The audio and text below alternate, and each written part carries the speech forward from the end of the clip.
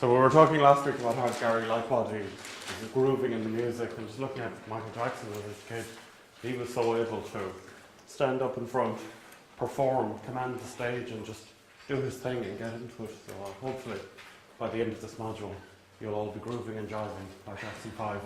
That's the plan here.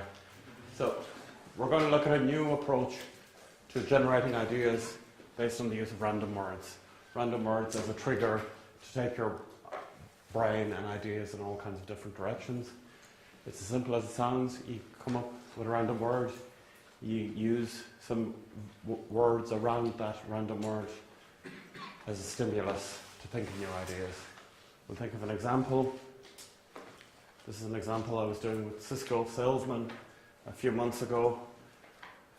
So they wanted to think about how to recognize employee performance. So they want to think about how if one of their staff is performing particularly well, how to recognize it, new ways of recognizing it. So we were talking about 3M the last time, and we saw how 3M not only reward down, but they also reward laterally. That is, that each employee can vote on the best invention of the year, or they give these golden step awards and things like that.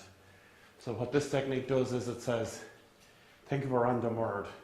So does anyone have a book, a fiction book with them at all? Anybody? Yes? Okay, I'm going to pop up the back, so can I borrow it for a minute? I hope it's nothing shocking now. It's no panic. No panic.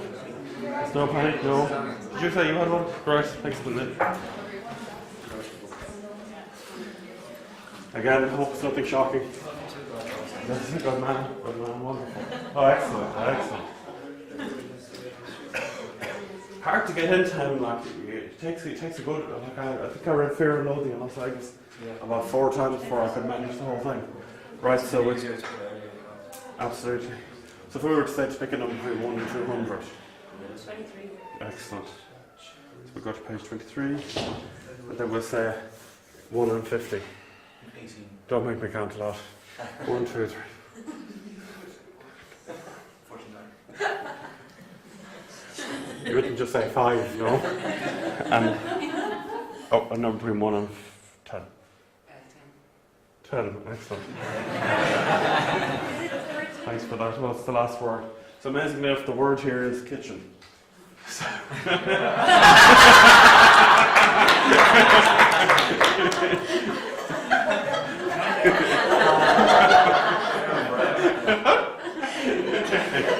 I had predicted that already. All right. So then we'll do a live one later. So then what you do is you ask your Cisco salesman, give me 4 words associated with the term kitchen. Give me the first 4 words that come to your head. So this is what they did. They came up with these 4 concepts. Eating, which makes perfect sense. Toaster, which makes perfect sense. And then somebody said, activity centre. And I was going, what? What the hell is that? And you say, well, you know, it's the hub of activity within the house and all this. Typical BS salesman kind of crap, if you ask me. And chef, which is kind of sensible again. So then, now we do the tricky bit. This is the bit that people forget. We get rid of the word kitchen. So it's gone. We swipe it away. Alright, we've got it now. We take these 4 terms and bring them up, all the way up to here, and add arrows on the end. Okay, right. So then what we do is, we think about ways that the word eating, toaster, activity centre, or chef might inspire us in directions to recognise employee performance. So the key thing here is, we don't need to take the word at face value. If the word is eating, we can think of eat, beat, we can think of ting, however we want to take the word. For toaster, we can think of toast, we can think of something to do with toasting like burning, or whatever we want. Activity centre, there's nothing you can do with that. Chef, we can think of Gordon Ramsay, we can think of Jamie's school dinners, however we want, but just, so we'll think of new ways to recognise employee performance with each one of those. And for eating, we might come up with something like, as a reward for being very good at your job, you have to have dinner with the CEO. So that's the reward. Are you sure? Not so much, no.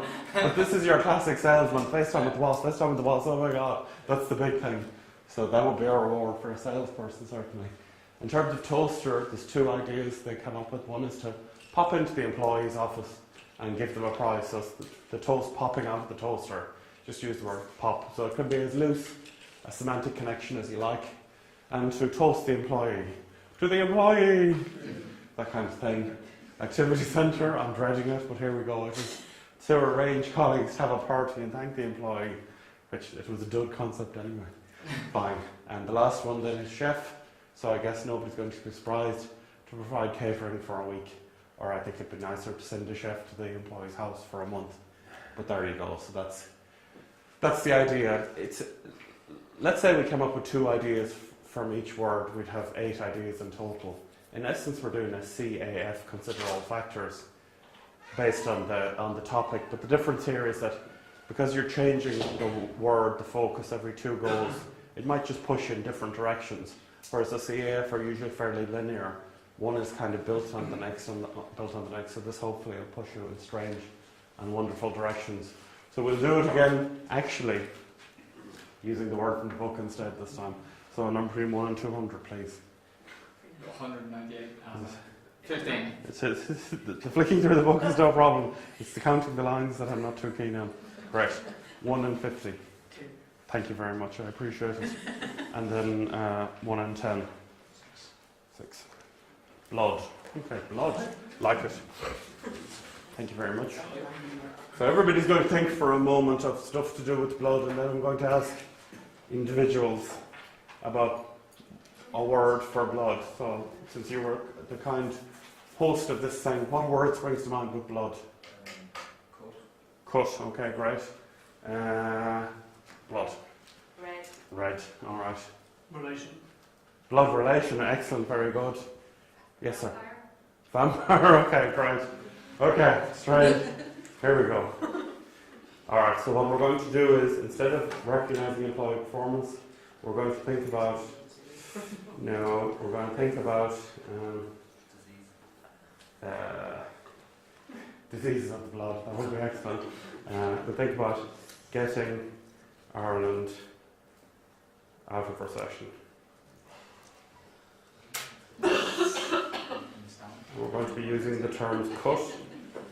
We're going to be using the term red. We're going to be using relation. Relation or relations? Relation. Relation and vampire. Le Vampire. If anybody's ever read Charles Baudelaire's poem Le Vampire, if you haven't lived. Honestly. Alright, so forget about the random word, we don't care about it. So I want you to focus for the moment on cut. And think about ways that you could use the word cut to inspire you to get Ireland out of recession. What cuts, what cutting, what chopping, what kind of thing. So if you could It's think kind of of the only word that's actually been used in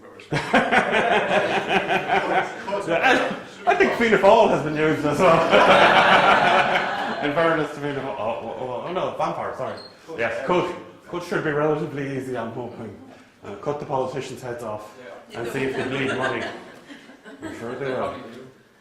They definitely do. So just think about that for a minute or two. 2 things that you might get from cut.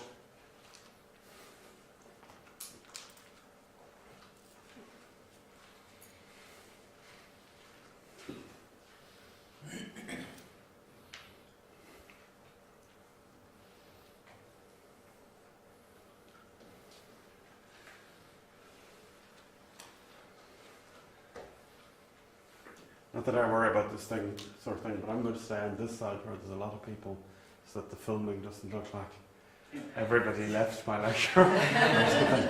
How crap is that Damien Gordon guy? Like, Jesus Christ, everybody left his lecture. Actually, no, I'll just stand right here. And then it'll look like there's nobody here and I'm an insane, crazy man. Oh, has everybody got an idea? Anybody? Yes, I have an idea. Oh, thank you. Alright, sorry, I was attempting to distract you there. So moving on to red, and think of what you could do. Red, reddening, redder, bread, anything red-ish.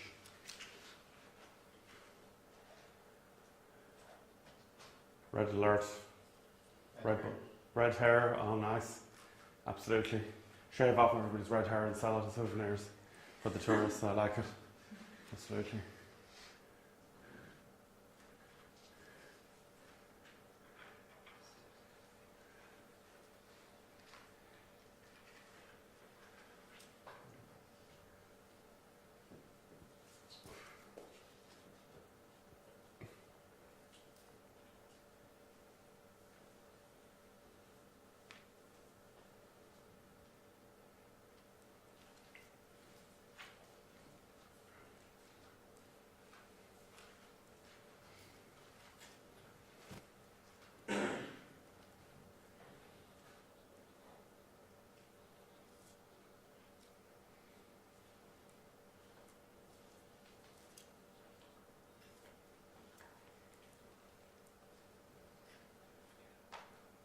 If you want to work in groups or anything, or just kick around ideas together, that's usually code for copies.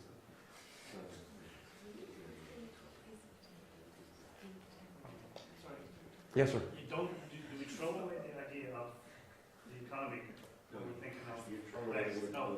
No, Colour definitely. or red blood, is that it? Blood is gone. The word blood is gone. Do you Okay. remember when we did the word kitchen and Yes. Zoom disappeared? The word, so we're thinking about how to get the Ireland out of recession using. But don't worry about the economy. Our economy will be one element of getting Ireland out of recession, so it's not super duper. Alright, so try and move on to relationships, relational databases, God knows what, I don't know, marry a bunch of Americans and get them, divorce them and get their all the money coming into Ireland. If every Irish person did that, married somebody rich, we could get serious alimony money into the country. I like it. Seriously. Do this one for the country, come on. I worked in a bar in America, in DC, Uh-huh. Washington DC, on probably the richest street in Washington, Yes. and the married politicians' wives just Yes. giving me card after card every night working on work. Oh, yeah, give me a call, give me a call. Mhm. No, I'll get shot. Those 50-year-old women, they have a lot to teach us about life Cougars. in general. I'm sure.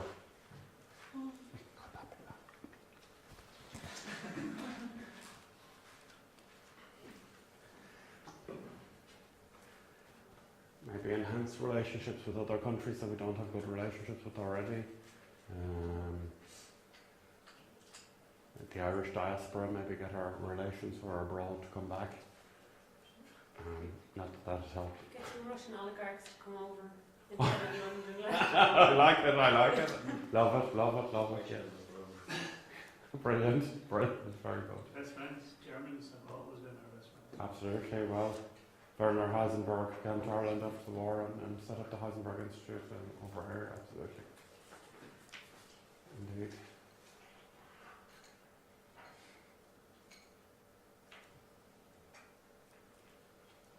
And try vampire now.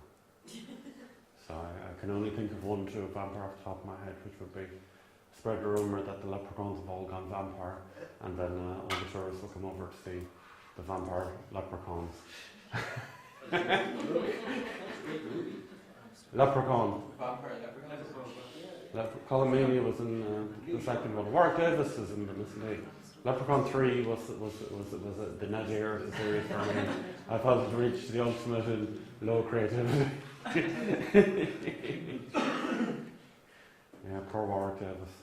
Now he has to suffer working with Ricky Gervais, which is tough.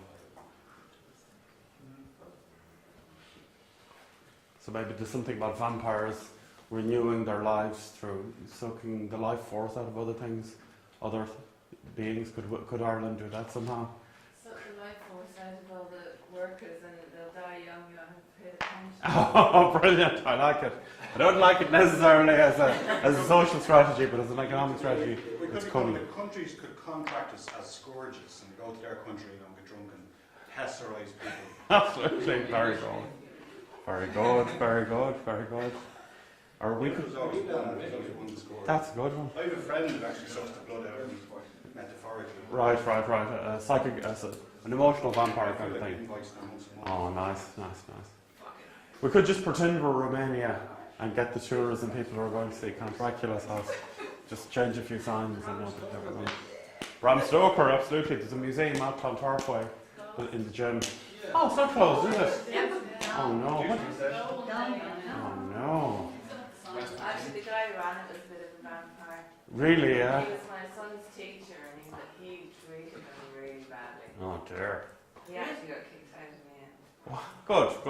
Good. I like a happy ending. That's excellent. Excellent.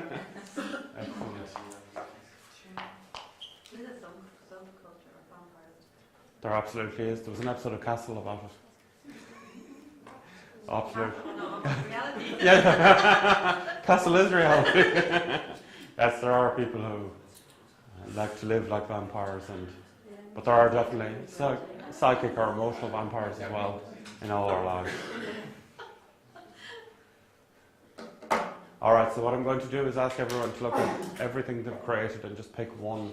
And I'm going to ask everyone for one. So spend about 30 seconds looking at them all.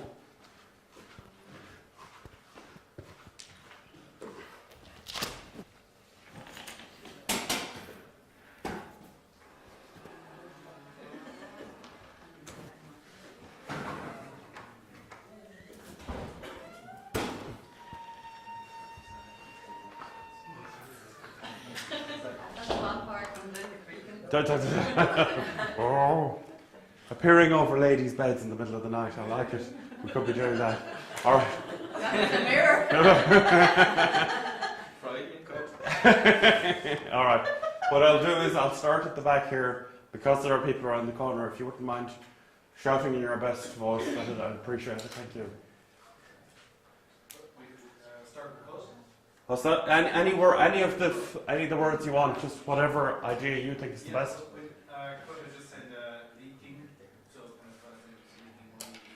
Excellent. Hemorrhaging cash, yeah.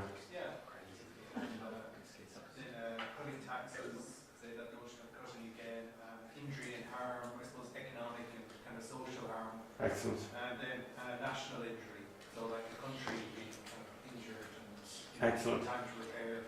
Absolutely, time to repair, exactly right, absolutely. Excellent, so then whatever approaches we would look at healing wounds, maybe we should look at that for the country as well. I like Michael T. President, that's a good start. Yes, ma'am.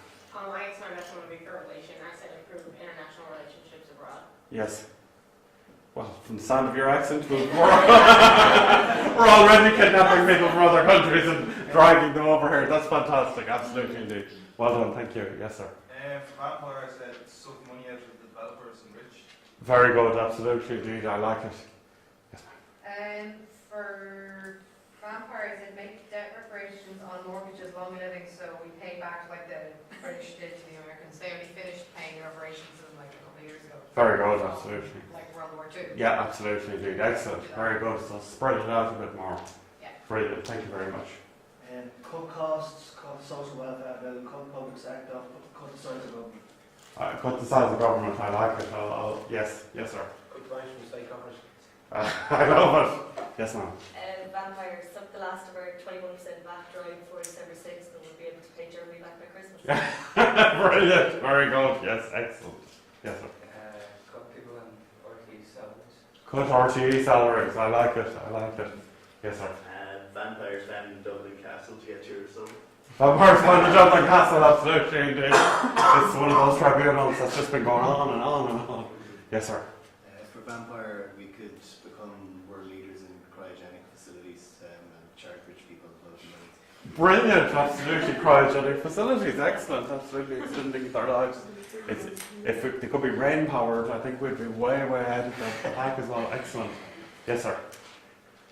Change relation to the complaint, the point of view. No complaint. Excellent, no complaints. Very good. Yes, sir. For vampire, kill all those vampires sacking down. I mean, economy. Kill all the vampires. What kind of vampires do you think you have? Well, various kinds of. Okay, good. You're not going to name names. That's a good idea. Coordination. No, you're right. Yes, sir. For red, I just said communism. Communism. Wait, no. Very good. Very good. Communism. All right, so we'll start at the back again. And again, I'm quite old and deaf, so if you want to speak, enunciate, speak from the stomach, not from the throat. So think about it. It's down here. You're speaking from. Oh, not up here. Yes, sir. Well, we can suck all the savings out of the savings accounts Mhm. in the country from ordinary people. Use them. Just the rich people. Not what? Not everybody. No. Socialist. Okay, fair enough. Yes, ma'am. Red light district. Red light district. What about change Ireland into one big red light district? It sells, you know, and people All right. would pay for that. All right. All right. Well, see me after class.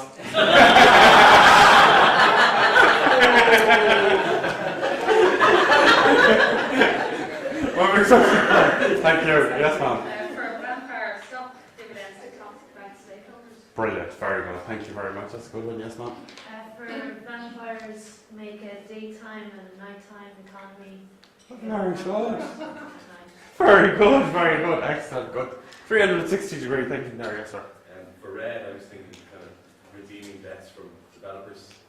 In the red. Yeah. Very good. Tax cheats and stuff. Absolutely, very good, very good. In the accountancy term, yes. Yes, ma'am. Yes. For vampire, selling blood to hospitals around the world. Selling blood to hospitals around the world. Everybody has to give a point, absolutely. I like it. Good idea. Yes. For vampire, I would say that have a vampire festival based on Bram Stoker's War Beat Running. Absolutely, indeed. It could be like St. Patrick's Day for vampires. Absolutely, indeed. Definitely, we have a good stake on that. Joseph Sheridan, that's I knew. The horror writer as well, wrote about vampires. So, A vampire film festival. absolutely. We have a great tradition. Charles Maturin, another Irish writer, wrote about vampires as well. So there's a great horror tradition of vampires in Ireland. If you've never read again Joseph Sheridan, Left Unknown, you really should. It's really scary and atmospheric. Left Unknown. For red, I had print new currency red €1,000 notes. Just I like it. I like it. I like it. Great. For vampire, I couldn't get the image of Lee Martin out. Nice.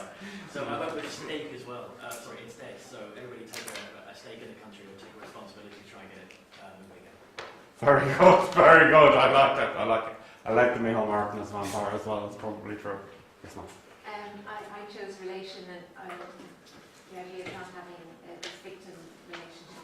We think of ourselves as victims in Yes. economics. Of the IFM and all that. Absolutely, indeed. Absolutely. So to change our relationship with How we see our Europe, mind, our mindset as well. Excellent. Very good. I did vampire as well and have more of a stake in digital technology. Perfect. That's exactly right. So it's concept extraction and just go with the word, like it. Brilliant. That's absolutely more of a stake in digital technology. Fantastic. Yes, ma'am.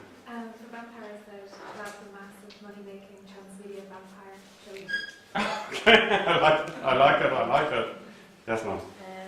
Have a red day, get everyone to wear red for the day to cheer. Lovely, lovely. Yeah, that's what they say. A lot of people who come to Ireland just say, even still, like Irish people wear too much black and it's very somber, very serious. That's lighten the mood. That's where clown noses all the time. Great.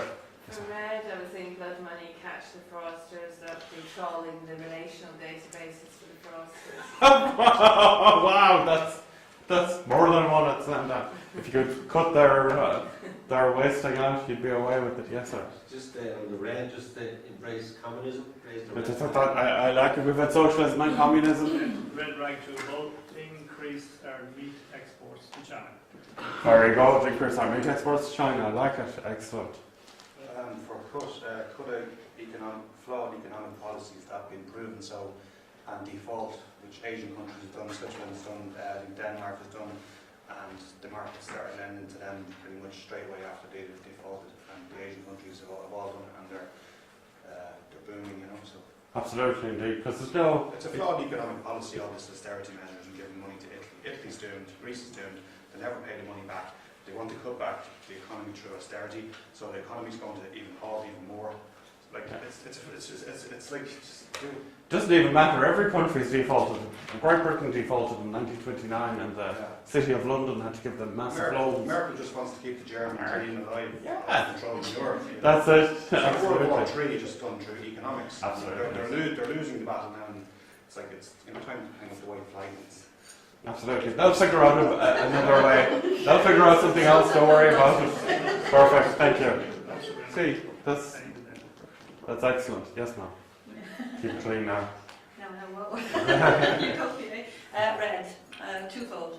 Paint the town red, Excellent. and bring all tours, and give out everybody red rose-coloured glasses. Lovely. Because people think things are better and start spending. Wonderful. Very good. Paint the town red, get them drunk. Put on their beer glasses, which are rose-coloured, and then it's all good. Yes, sir. I was actually going to say paint the town red, so I don't Oh my God! Look at all the seats in this place, and two people sitting beside each other. That's happened. Or you could do it green on Sunny side. You definitely green. I think if you extract the concept of colour and then it's green and promote leprechauns abroad and all that, definitely, yes. For red, to improve education, I suppose, to cover society more better. Red. Well read, very good, excellent, fantastic, absolutely. For Vampire, I had this special thing where people would revamp their lives by getting their teeth into something new, by working alongside someone else, like unemployed people working with people who are working, just see something new for a day. Excellent, very good, very good. I think I've often said it even with the lecturing staff and the IT, our administrative staff and our lecturing staff don't really know what each other do, and I've often said that would be a great idea if I could spend a day with somebody in the exams officer registration. They could spend a day with me looking at teaching. It'd be a great way, like it's good to see what other people do. You always think from the outside everybody else's job or what people do is fairly, I could do that, and it's the subtle bits that you don't really see, and the subtle bits are often just talking to other people in a normal way. Great, that's a really good one, absolutely indeed. Swap it around, mentoring, apprenticeships, great. Yes, ma'am. And start a rumour that Bono was really a vampire and get out of Twilight fans to tourism. Oh my God. Start a rumour that Bono was a vampire, yeah. That's that joke going around at the moment. Bono, it's Scotland, in Scotland. We had a concert and he stopped the concert and said, silence everybody. Then he waited until everyone was quiet and then every time I clap, somebody dies in the world. And from the back, well then fuck off clapping with me, you know?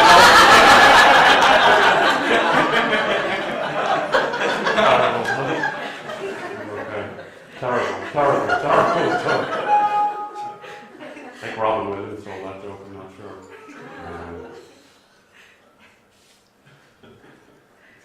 I want to think about groups of people. I was kind of referring to this the last time. I want to concretise some of the points I was making. What I'm going to use is a book that was published in 2003 by Jim Surkowski called The Wisdom of Crowds. Even if you've never heard of the book, the phrase is going around so much now that you can't get away from it. But people heard of this phrase, the wisdom of crowds. Groups of people making smarter decisions than individuals, provided that the group is consistent of a particular kind of person.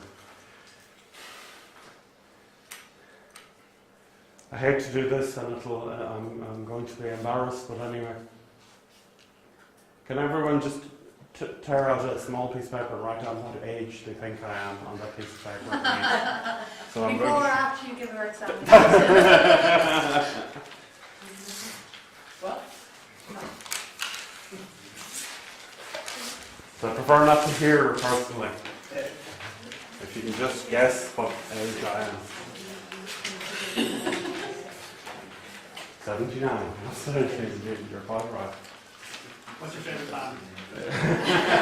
Dexy's Midnight Runner. Come on, Eileen, the tour up. Come on, Eileen. Come on, Eileen, the tour up.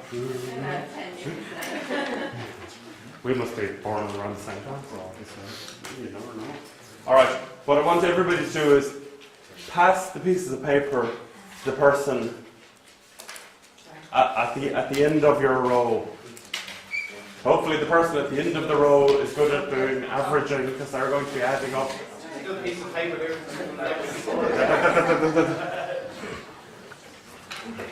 Get rid of them. Legal. Should I be concerned? 6.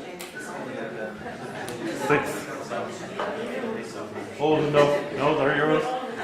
So, will you add them up again, average?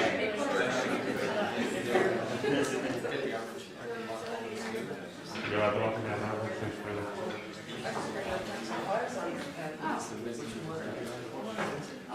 So hopefully what we're going to show is that groups of people are incredibly accurate at guessing my age.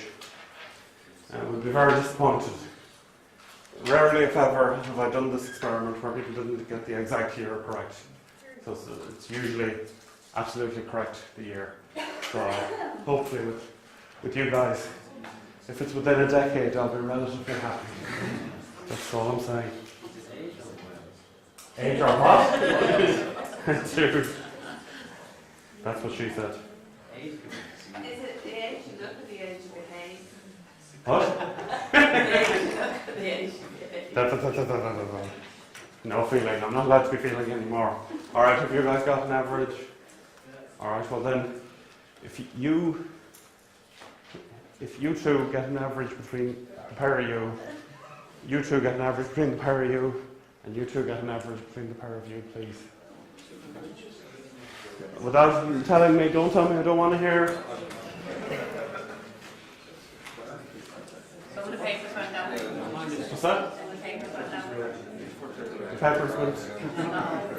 Did all the, oh yeah. Obviously. Right, the back 3 rows. Will the 3 on your end get an average as well, please? Just one average number, please.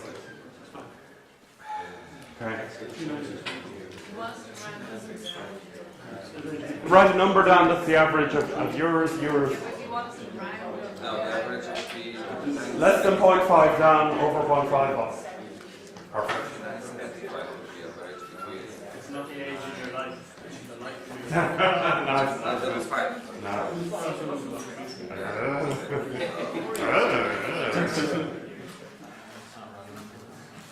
Alright, so then, whatever the average that the back 2 guys have gotten, will you pass it forward to you two? And will you two pass your average forward to this gentleman here, and he's going to have... Have you guys got an average over here? Don't tell me it, don't want to know. Write it down somewhere. Don't tell me what it is, I don't want to know. Perfect, anything?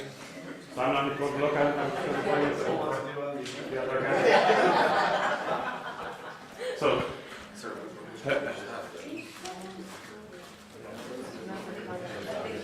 so you should have 2 and your own and this one.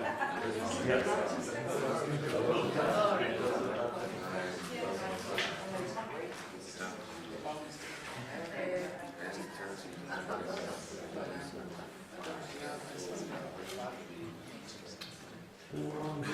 Don't tell me yes for God's sake.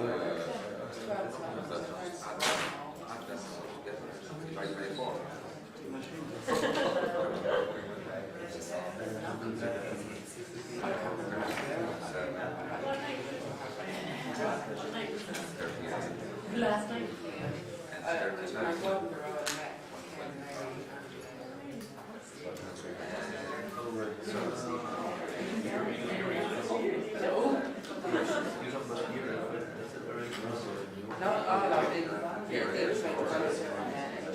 This is science in action.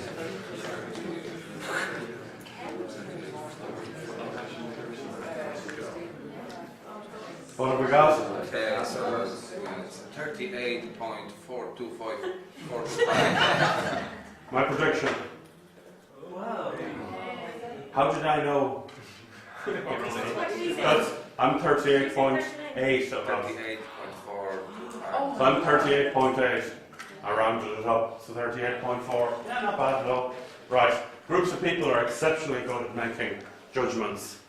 This is the key point, and how we know this is because Francis Galton, who was Charles Darwin's cousin and best friend, did studies about this. So Francis Galton, who was a big head, he was a Victorian polymath. That means he was good at a lot of stuff. He was an anthropologist, a eugenicist, which What's means that?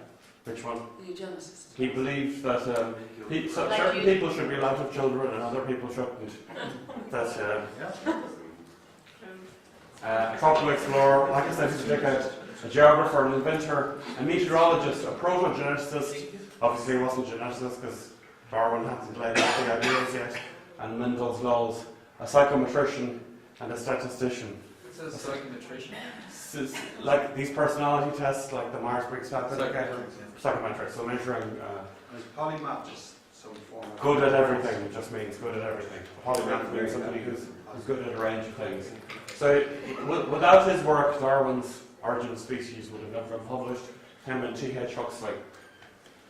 He was convinced that democracy was a very, very bad idea. He thought democracy made no sense because groups of people are incredibly stupid and make bad decisions. So his take on it was that you should have a royal family and then make all the decisions. He was, I should say, Sir Francis Galton, of course. So he would think that, wouldn't he? One time to prove how crappy democracy is, he visited a livestock fair and came across a competition dealing with oxen. So there was an ox on display, the villagers had to guess the weight of it.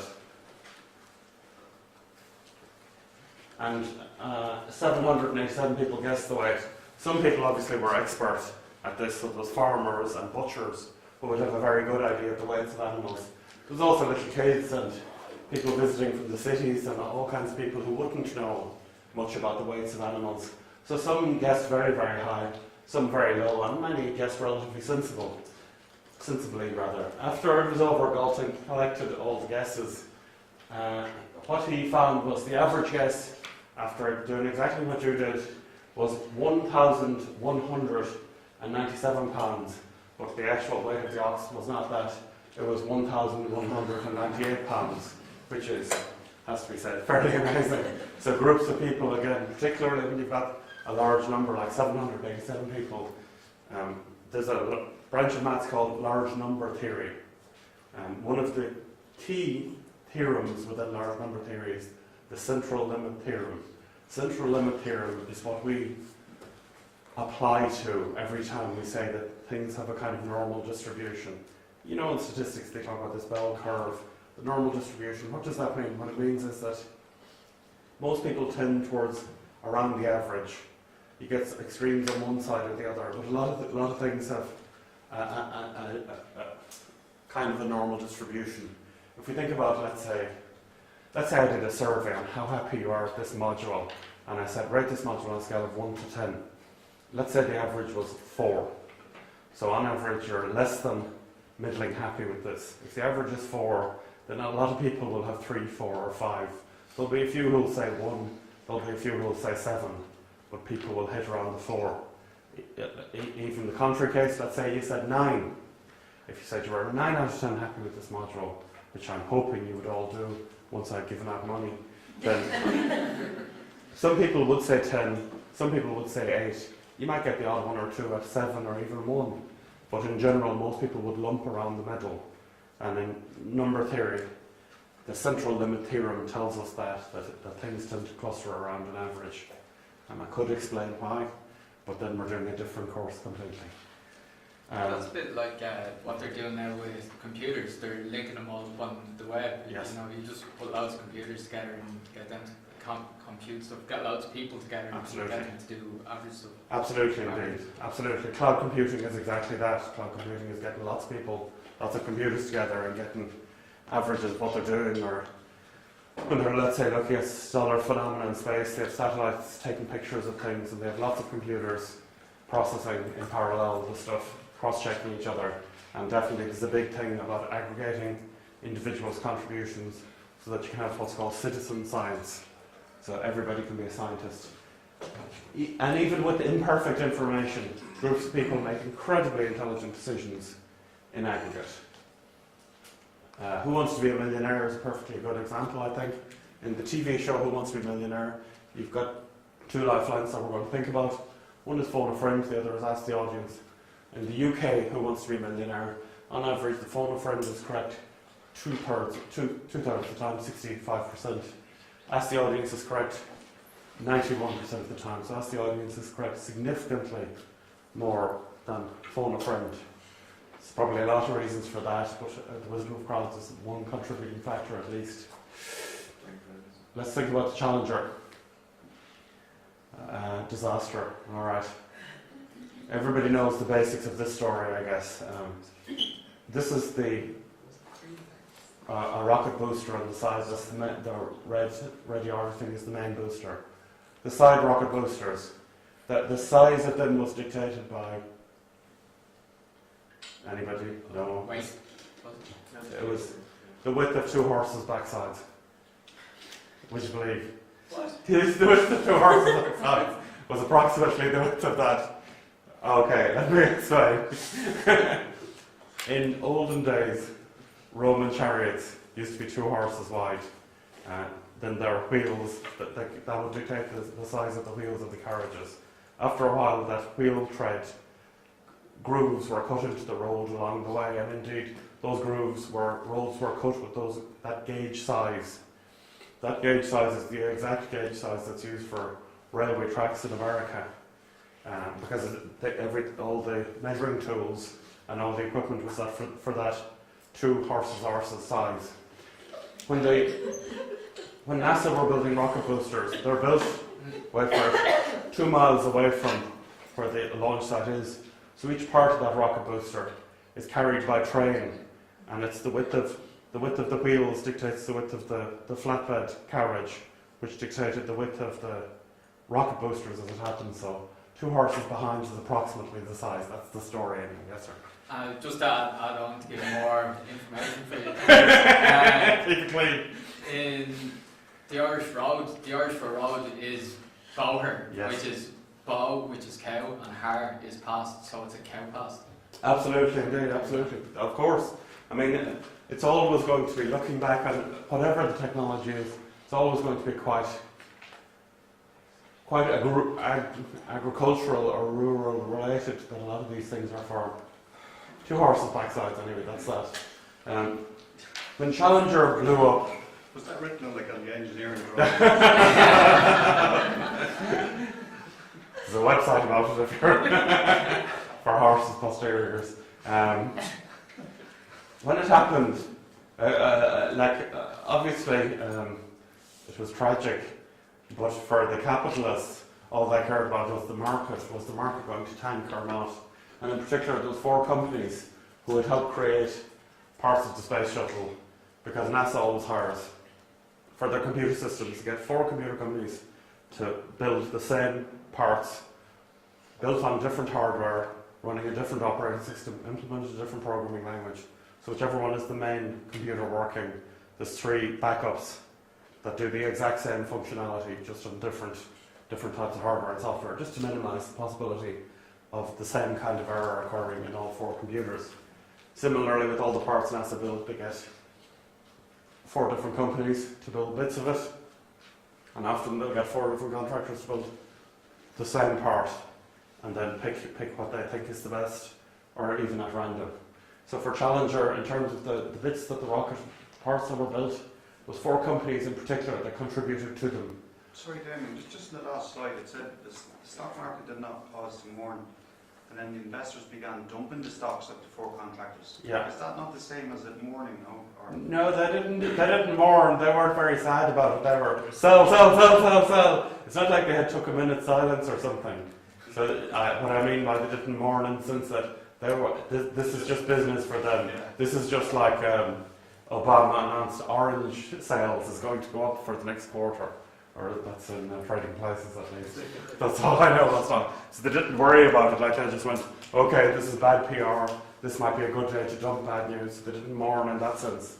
But they didn't worry about it. 4 companies who built the parts for the space shuttle was Rockwell International, who are an aerodynamics company, Lockheed Martin, who are a massive aerodynamics and I guess weapons company. Martin Marietti, which they're mainly a fuel company. And then Morton Tayakal, who built the rocket boosters.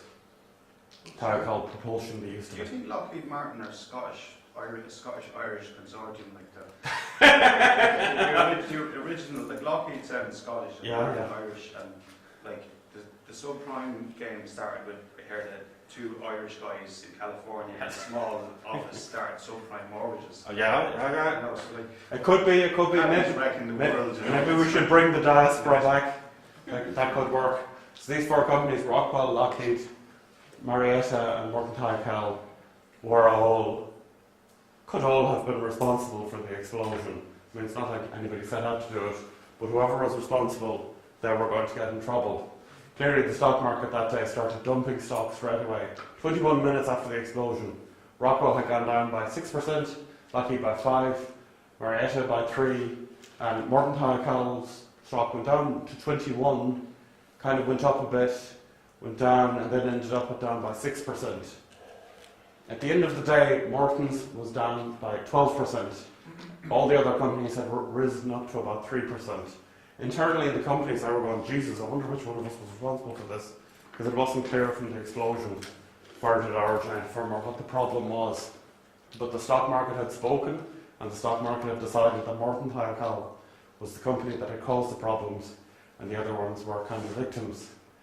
So, months later, in a very famous television appearance, Richard Feynman, the scientist who just about did everything interesting in terms of science, worked on the atomic bomb in the 40s, is considered one of the best teachers of science ever. If you ever see videos of Richard Feynman teaching, there's a book called Genius by James Gleick about the life of Richard Feynman. It's very interesting. How do you spell his name?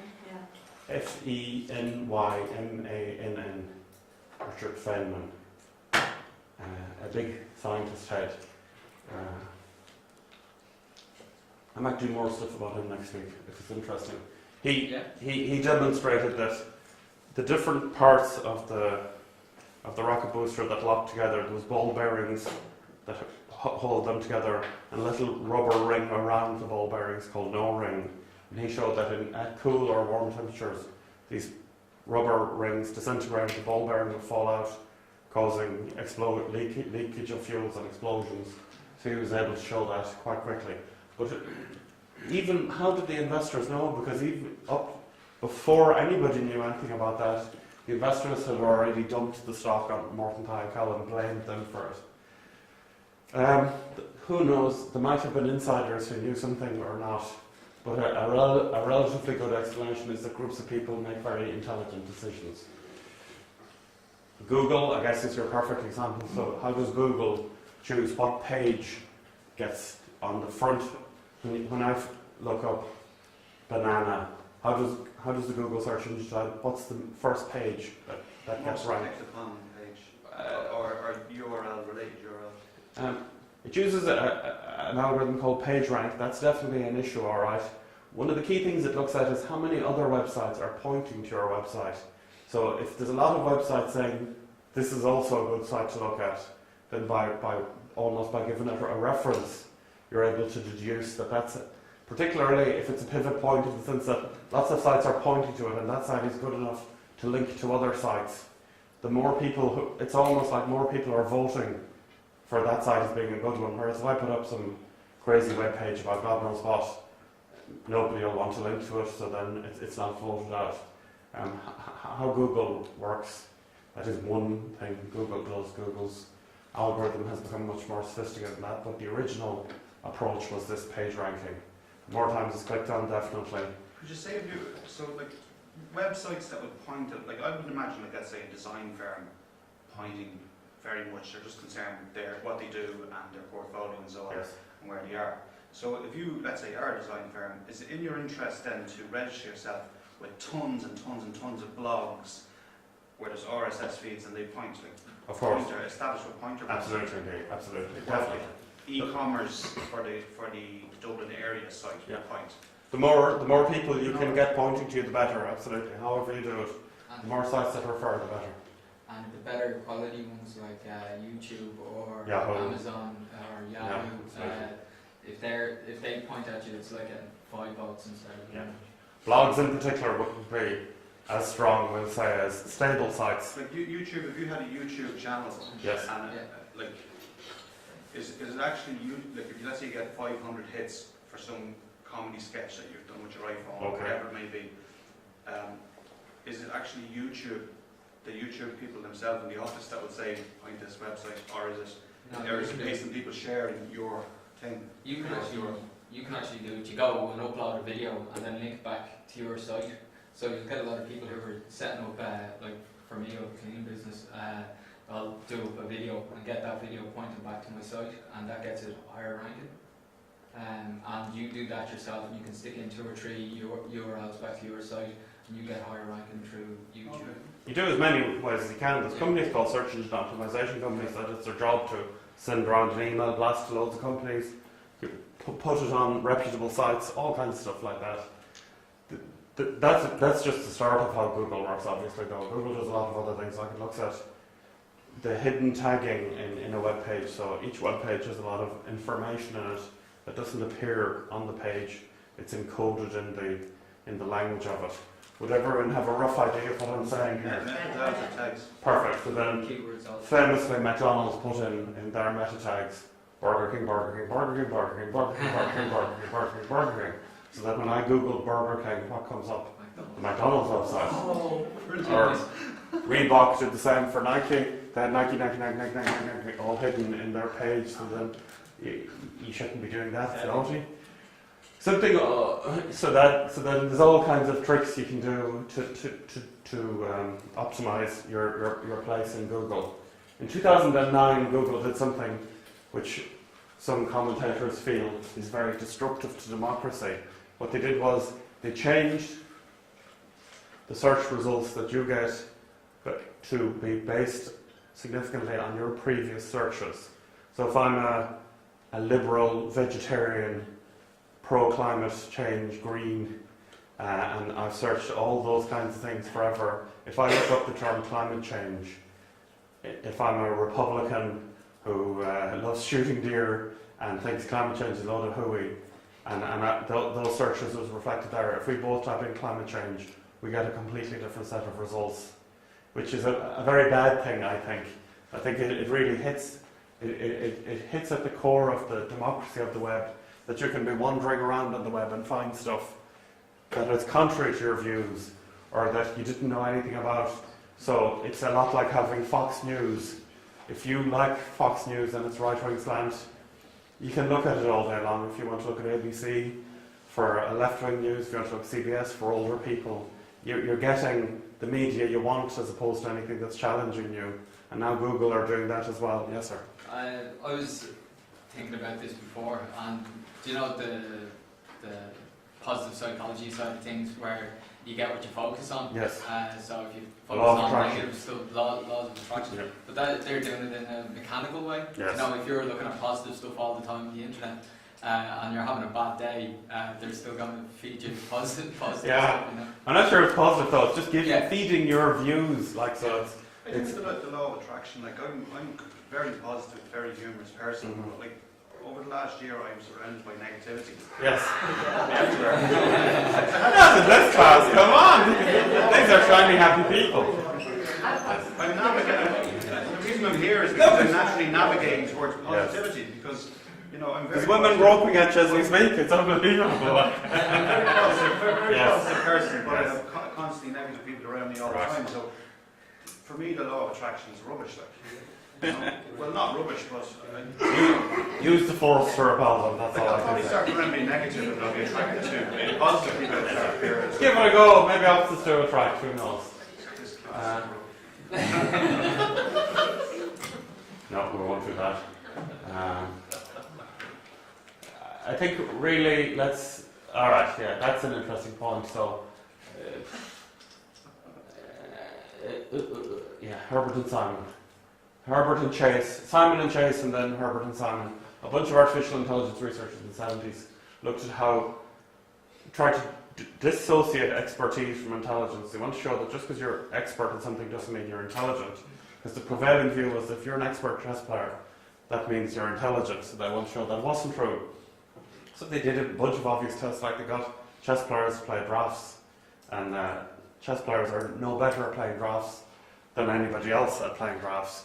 Steve Davis plays snooker, sometimes, plays pool sometimes as well, and I think he's ranked 512th in pool, whereas he's still ranked as, I think, He's the 32nd in the snooker ranking. So pool is different size table, different size pockets, different weight of balls, different cues even.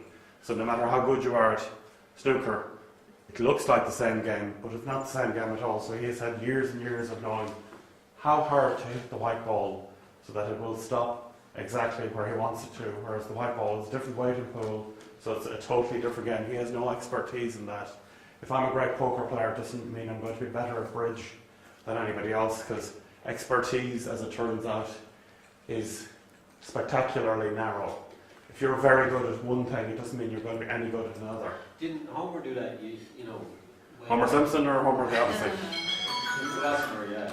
Yes. He interviewed experts and yes. That they didn't know as much as they thought they did. Absolutely, indeed. Very much so. Very much so. Yes, sir. Wouldn't Wikipedia be the ultimate example with people's editing and their content? Yes. And so you get the mass crowds who virtually come up with one ideal. Absolutely, indeed. And I always say about Wikipedia, the articles are interesting, but the discussion associated with each article, there's a second tab called discussion. People saying that where you vote on, or you decide on what the consensus of the group is. If we can get the internet up and running, we'll have a look at one. So definitely Wikipedia is an excellent example of, but crucially, is the diversity of people. So you've got people from different cultures. So let's say for the Second Iraq War, you had so many diverging people's views, editing and re-editing perspectives, that you had to end up with quite a, not a blunted, but a consensus-based approach to it, which I think is right. Consensus means the majority of people agree with it, and if you're in the minority, you wear it. That's the key thing there. Yes, sir. Yeah, and I think they did a research.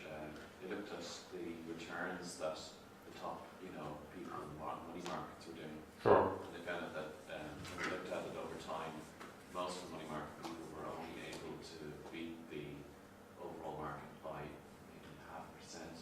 Most of them actually only just about got the same return about as everybody else. So it kind of showed you that even though experts would all be looking at each other as regards what to invest in, that most of them didn't have the ability to actually do any better than the rest of the crowd. No one was any better. Absolutely. So there's a morning show called The Today Show where they get a chicken and a stock investor here, and the chicken pecks on the particular stock. And what happens is, at the start, the chicken is doing less well. Then near the middle, the chicken starts doing better.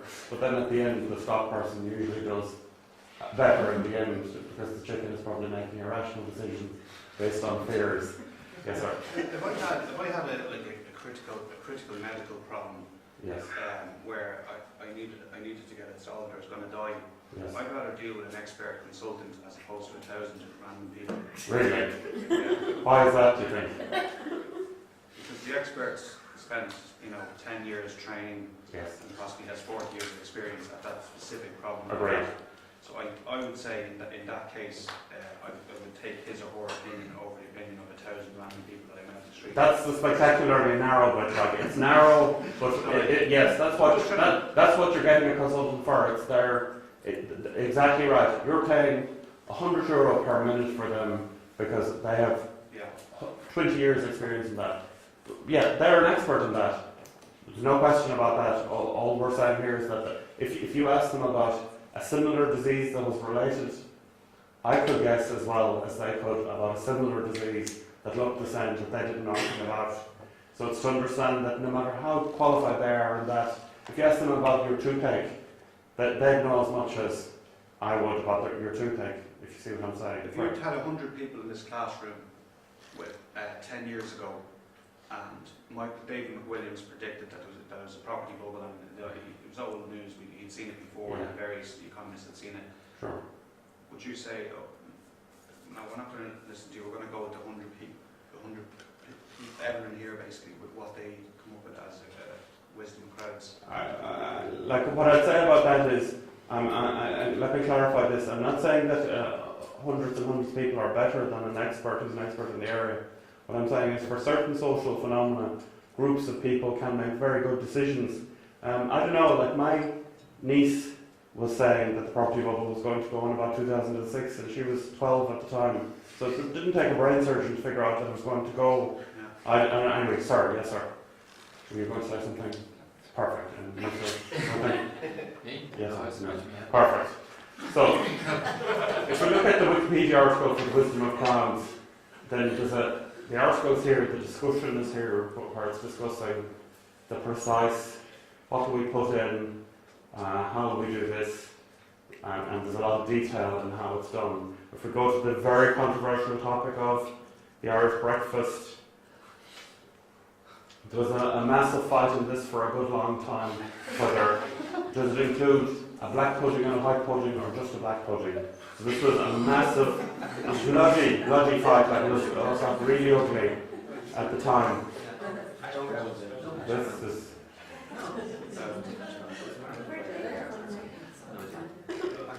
you have all kinds of discussion about it.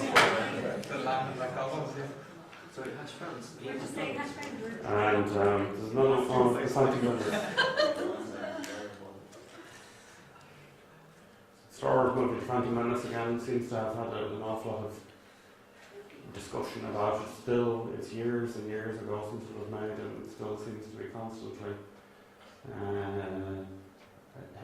Does the language Jabba the Hutt speak? Blah blah blah blah. Who cares? So, definitely underneath the articles, there's a lot of compromise and a lot of interesting work happening. That's quite fun. All right, we're going to do about 10 more minutes, and then we'll take a break. So, I was saying at the last day about John Kennedy's cabinet, the brightest and the best, and how they were all so academically gifted and so successful as entrepreneurs that they made very silly decisions. And this is the key. The more diverse your crowd is, the better. Otherwise, you end up with what's the term is groupthink. So you don't want groupthink; it's a bad idea. You want to move away from it. And as we said, Bay of Pigs or Pearl Harbor is a great example. So, 18 hours before Pearl Harbor happened, a radio corps man in Pearl Harbor got a transmission saying he translated from Japanese saying, "We're going to bomb Pearl Harbor," and he reported to his lieutenant, who reported to his colonel, who reported to his general, and that makes no sense. That's not going to happen. Then 6 hours later, 12 hours before Pearl Harbor, another transmission from a different source was heard saying, "We're bombing Pearl Harbor." Again, it was reported up, different corpsman, different lieutenant, different colonel, but same general. 6 hours before Pearl Harbor, a radio was heard again. Same general heard it and went, "No, that's nonsense, it's not going to happen." So, oops. Not good, not good. Bay of Pigs and any of Kennedy's brilliant military strategies, not good, not good. Lots of things. Groups of people making silly decisions. So the problems with groups of people are that they think they're invulnerable, they think anything they say, they'll rationalise it, anything negative said, they'll rationalise. They believe that God is on their side in the story. God is on our side and the enemy will be conquered. They, like any tribe or group mentality, they say we're right and they're wrong, or the people outside of our group marry their cousins and they're all throwbacks or whatever.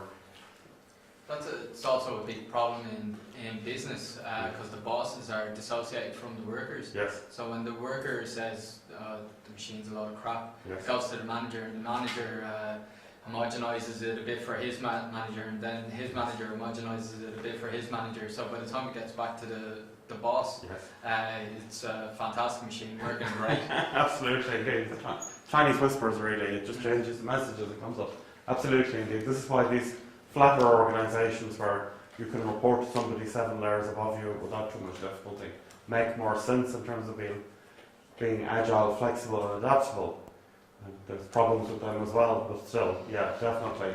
The more hierarchical an organisation is, and the more the chain of communication in particular is hierarchical, more problems it leads to. Definitely, when an organisation, when there's pressure being put on people who are complaining, that's a sign of groupthink. When you feel you can't say anything yourself and censor yourself, that's groupthink. The illusion that everyone agrees and that everything has to be forced to be agreed. And then you've got, of course, these self-appointed people who will protect the leader from problematic information. I always think of St. Peter when I think of this. I have a particular idea of what St. Peter was like. The Bible is a great book to read, irrespective of your religious beliefs. But I see Peter as being Petrum, the rock. So he was like the rock, or Rocky. He was a big tough guy who made sure nobody would get near Jesus, because he was kind of Jesus' bodyguard. And if anybody came near Jesus, they got the rock and the hammer, and they got put down, because that was Peter's job. Peter was his bodyguard. This wouldn't be a traditional biblical interpretation. It's how I read it. It's how I read it, based on what Jesus says, and based on it as a historical narrative, as opposed to a spiritual narrative. It's probably as close as what the priests interpreted it. Absolutely, indeed. I'd say Mel Gibson probably got it right anyway. When he says the kingdom of God is within me and it's all around, yes. Like, does that not contradict the whole church? Wrong course, dude. If we're doing theology studies, yeah. The church is a perfectly good example of a group of people that think all in the same way. We don't have to be sheep. Yeah, absolutely, indeed. So generally, what good organisations do is that they appoint somebody to wear the black hat for a while and be critical or focus on the minuses. They talk to people outside the organisation to do a sanity check, a trusted friend, just to make sure we're not doing anything too silly.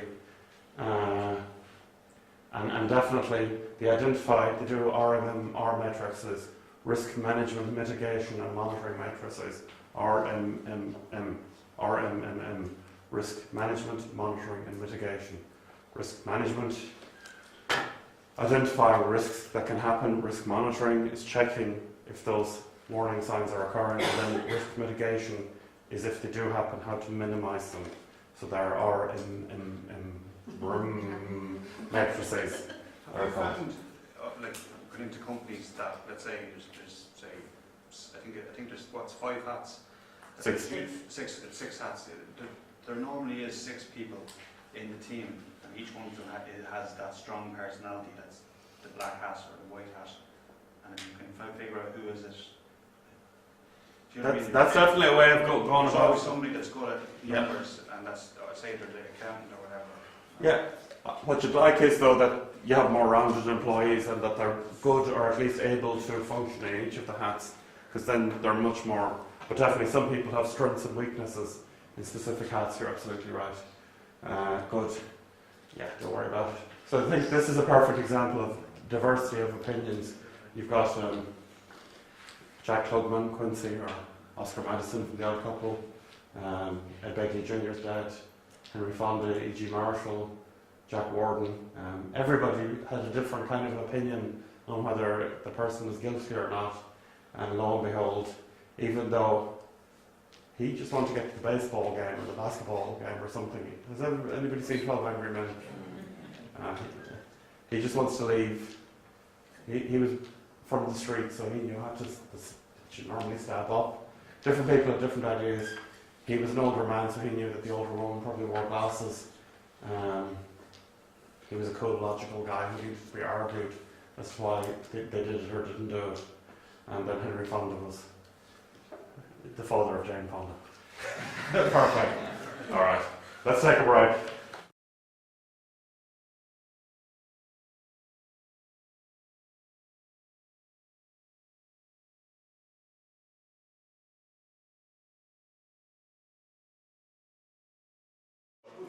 There's a big creativity guru by the name of Michael Gelb. He looks at how people are creative, what techniques are useful for them. He's written extensively on the Debono techniques and mind maps and other stuff. He was giving a talk in Italy several years ago, and he just looked at the work of Leonardo da Vinci and tried to see if da Vinci's work would inspire particular creativity. So based on looking at the life of Leonardo da Vinci and some of his notebooks and things like that, he came up with this book called How to Think Like Leonardo da Vinci, and identified 7 things that would help you be more creative. So what I'm going to do is take you through a few of them this week and a few more next week. Sorry.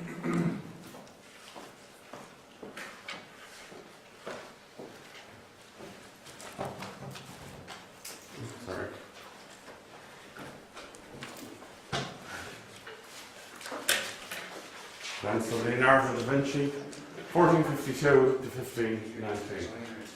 This is a self-portrait. Leonardo da Vinci was obviously born in Vinci. That's where he gets his name from. Leonardo of Vinci, that's his name. His mother was Caterina, his father was Ser Piero, who was a notary. He probably went to school until at least he was 14. Then he moved to Florence and became an apprentice of Verrocchio. Verrocchio was a kind of famous sculptor and metalwork dude. In particular, what differentiated him from most masters who had apprentices was he was an excellent teacher. He was really superb, really caring, really careful, and made sure every apprentice got a good opportunity in terms of learning the techniques and skills. So a really great teacher by all accounts. This is apparently one of Da Vinci's first works. Even here we see perspective, that is, that you can separate a foreground and a background. The bit back here seems further away than the bit in the front, which wasn't really common in the 15th and even early 16th century. This is probably a painting by Da Vinci that helped definitely by his master. Baptism of Christ, the Val Madonna, obviously one of his. St. Jerome, the patron saint of databases, if anybody knows St. Jerome. So St. Jerome, when he was a young novitiate, was asked to go to a monastery that had a load of scrolls that were disorganized. So he organized them all and wrote a scroll that had an index of all the other scrolls in it. So he is, according to the Catholic Church, the patron saint of databases because he created the first indexed system. The Last Supper, of course, isn't a painting. It's a fresco, absolutely. A mural. I thought somebody was going to say it's a fresco. Or a mural, absolutely. The Virgin on the Rocks. If you look at it now on it with a kind of blue light, you can see the word "so dark, the con of man" written on the corner. Since Tom Hanks was there. Tom Hanks vandalized it when he was there and did that movie, Lost, or whatever it's called. And then this painting not only is a very famous painting, but has come to embody and emblemize art completely. When people are talking about art, just throw up this picture and say, well, we're discussing art now. So this painting, the Mona Lisa, it has eclipsed and become the archetypal thing that people talk about when they talk about art. It has stigmata, which is kind of smoky effect. It has all kinds of interesting things. It was a horrible painting. She's got really fat hands. They're huge, like. It's got this yellow. It's really a man. You know you started in art class now.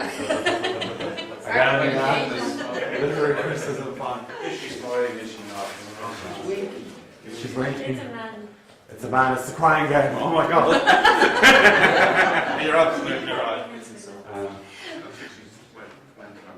Right. I wouldn't know, but I'll take her advice on that one.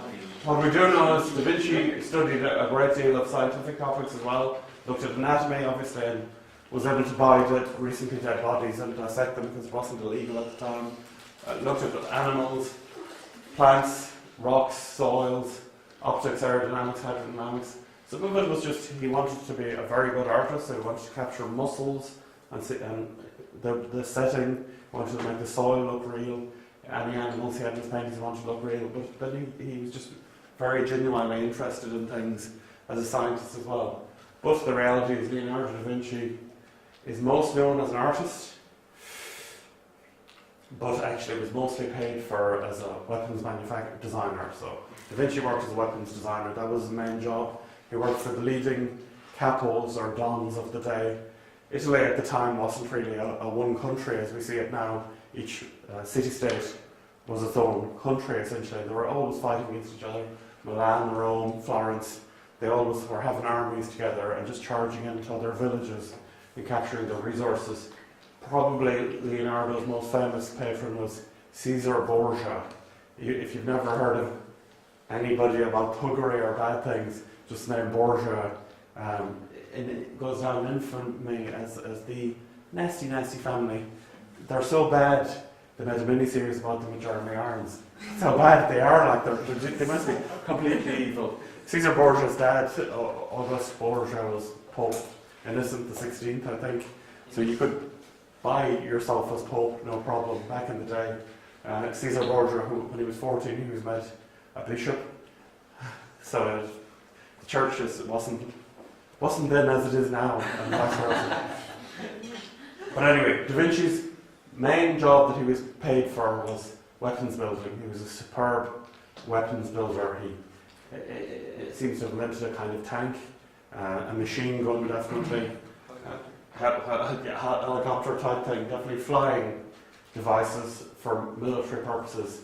Even his work on aquadynamics or hydrodynamics, a lot of it was to look at changing the directions of rivers to see if you could either, if they were trying to take over a city that a river was running through it, to turn the direction of the river so they weren't getting water in the city, so that when there was a siege, they wouldn't have any clean water coming in. Or in Mola, I think they tried to turn the direction of a river so that it would flood the city because it was higher up. So lots of Da Vinci's work was weapons design. He was like the Tony Stark of his day, Iron Man. He absolutely was. This was his main job. His painting and his other work is quite subsidiary. Anyway, he wrote, I'm sure everybody knows, from left to right, his various theories, because he was left-handed, because he had dyslexia, because he had ADHD, because he had autism, blah, blah, blah, blah. Millions of theories. Who knows why he wrote right to left? Whatever the reason is, anyway, it wasn't a particularly great code, because all you need to do is stick it in front of a small pool of water, and you could read it the right way around. So not exactly top secret stuff. Anyway, that's what he did, so that's what he did. There is a guy now, he's autistic, who reads 2 pages at the one time, and yes. Reads from the inside out. Oh yeah. Any idea who? I forget his name, but he's always on these genius TV shows and stuff like that. But he's super autistic and remembers literally everything, but he just can't function. His dad babysits him the whole time, and you ask him a date or what's my birthday, and he'll tell you what year, but what day, what time, all this. He has poor social skills. Oh, completely inaccurate. Can't take care of himself. Is it Andy Kenny? Yeah, so one of the theories, I guess, is that Mona Lisa's a self-portrait. Who knows? Lots of theories of it. We won't go nuts about it. One big thing Leonardo did was keep notebooks. So during his whole life, he wrote as much as he could, and I think this is a good idea because often you think of stuff and have nowhere to write it down, and then by the time certainly sometimes when I'm on my computer and I'm Googling something, I think, God, I'll Google that afterwards. Then when I finish Googling the first thing, I think, God, what was that thing I was going to Google? So writing things down is a good idea in general.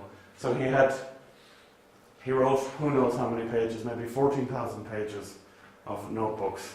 When he died, the King of France had him around the palace as a mate in Versailles, and then Marseille, I think it might have been. And when he died, he gave all his notebooks and all his possessions to his nephew in Florence. So the carts carrying all his stuff, a load of them fell into rivers and stuff, so there was like tens of thousands of pages lost there. And then his son, or his nephew, didn't really see the benefit of a lot of the stuff, so it went in boxes and attics and were sold off in bits and pieces.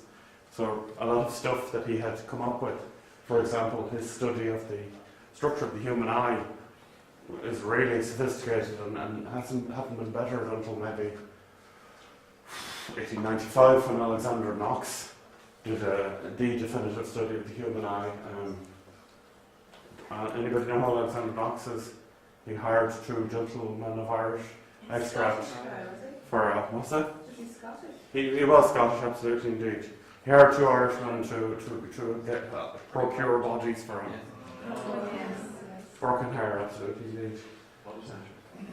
The body snatchers, absolutely.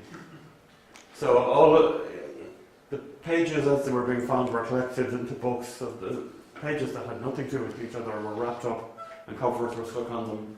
At the moment there's 10 notebooks of Da Vinci's or codices, and they all have very exciting names. We won't worry about the names too much, but there we go. Lots of stuff in his notebooks. 7 principles, Michael Gallup says, are key to how Leonardo was creative and how we could all be creative. Are these, we won't worry about them except one at a time. The first principle, without murdering the Italian language, is curiosity. Curiosity is the first principle. That is, develop an insatiable curiosity for life and an unrelenting quest for lifelong learning. That kind of thing. So lifelong learning, we like it. I'm going to read out these statements. You don't need to do anything with them, just listen to them. I keep a notebook to record ideas and questions. I take time for reflection. I am always learning something new. I seek alternatives when facing an important decision. I love to read. My friends describe me as open-minded. When I hear a new word, I look it up. I am learning a new language, and I love learning. If you check all of those boxes, F you. Okay. Because you're all creative already, so screw you. So Leonardo, in his notebooks, I was saying this about mind maps, it's not like his notebooks were precisionally written and everything was beautifully aligned to the margin. He'd just write wherever he could. He'd draw pictures on top of his text. Even though his teachers had told him, have a finger space between each word and align things perfectly and don't cram things at the end. He wasn't into all that crap. He just wanted to get it down and move on. And I think this is a good philosophy. So he didn't have separate sections in his notebook for different things. Pages upon pages could overlap and have different stuff on it. He'd write down jokes, dirty jokes, some of them, quite blue, and fables. He'd write down quotes of scholars he admired, the Greeks in particular. He'd write down like how much paint he had bought or how much materials for his paints. Letters definitely indeed, like he'd have draft letters of application for jobs as one. I was reading recently to the Sultan of Oman, I think, or somebody who says, Dear Sultan of Oman, my name is Leonardo da Vinci. I would like to apply as the position of military engineer. I have some experience in the area. You may find references from the following people. Here's an outline of some of my previous military projects.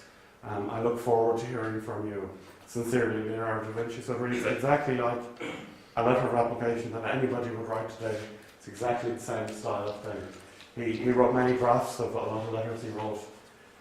Reflections of domestic problems, I'm not touching it. Philosophical musings. Plans for inventions, definitely. Not here, but shopping lists. His shopping lists are shopping lists. He used to have loads of things, just lists of shopping lists all over text. Ideas for anatomy, geology, flight, water, and painting. So you too could have a notebook. This is what I'm recommending. I'm not necessarily recommending Michael Gallup, where you could write down your ideas, your observations, your questions, your insights, jokes, dreams, even, which are always useful, musings. Key thing is to be non-judgmental and be happy if it's unfinished. So if the pictures aren't all perfect or the diagrams aren't always, don't be pixing things out. If you want to scribble out words, don't worry, leave it scribbled out. It doesn't have to be perfect. This is one thing that Leonardo is teaching us, and that's useful information. So I always carry notebooks with me. I've had this for 6 years. It's still completely blank, but I'm hoping to have an idea and then write it in it. It's 3 someday. I'm fairly convinced I'll think of something. Perfect. So one thing Michael Gallup suggests is just to sit down in a quiet room and write down 100 questions that's on your mind. Just keep on writing, keep the pencil moving. How can I have more fun? How can I best serve my destiny? What's the meaning of life? Just any old questions at all. And don't worry about spelling and grammar or if it looks beautiful or not. Don't worry about repeating the same question. When you go back, highlight what themes emerge. Is it fun? Is it life? Is it money? What are the things that are most on your mind? So this is essentially doing a CAF, and the number of factors is 100, basically. There was I think it might have been the first week that you said write a question and put down 10 answers or 20 answers. Brian Tracy, the motivational speaker, he says do the same thing, but like just about say I want more money. Yes. Or how can I get more money? Absolutely. It's amazing what stuff you come up with. It's heartbreaking after about 7 or 8, but then absolutely. But you get cold and stuff. I know Brian was a good student, or I had him. So then, do a first important priority in FIP and pick your top 10 of your 100 questions. Michael Gelb also has 10 power questions. This is probably as serious as we're going to get during this whole course. But I'm just going to read them out. I might leave a moment or two after each one. If you want to think about them, do. If you don't feel pressured into thinking. I would never ask anybody to do that. So, number 1. When am I most naturally myself? What people and activities allow me to feel like me? I'm not going to ask anybody to give answers. I didn't want anyone to comment. So let's think about that. When are you most you?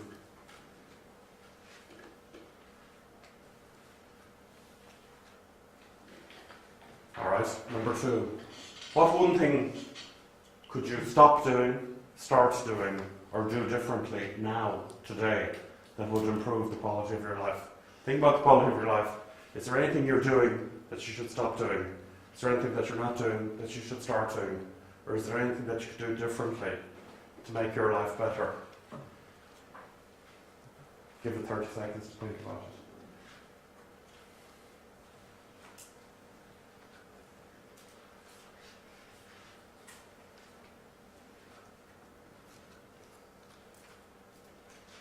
Grant. Next one I think is not an easy question to answer, but what is your greatest talent? What is my greatest talent?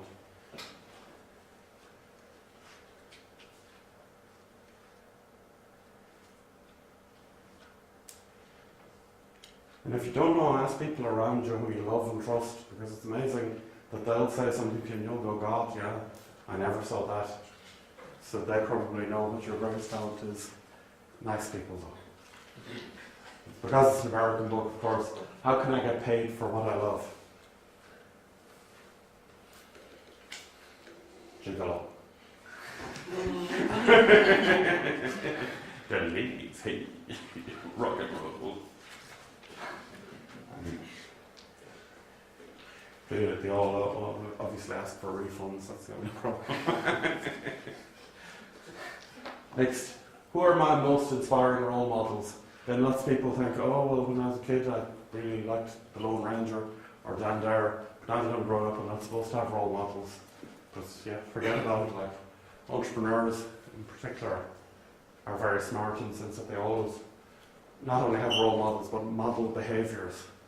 And I suppose the key of neurolinguistical programming is to identify role models and to model what they do. Grant, number 6 is how can I be best be of service to others?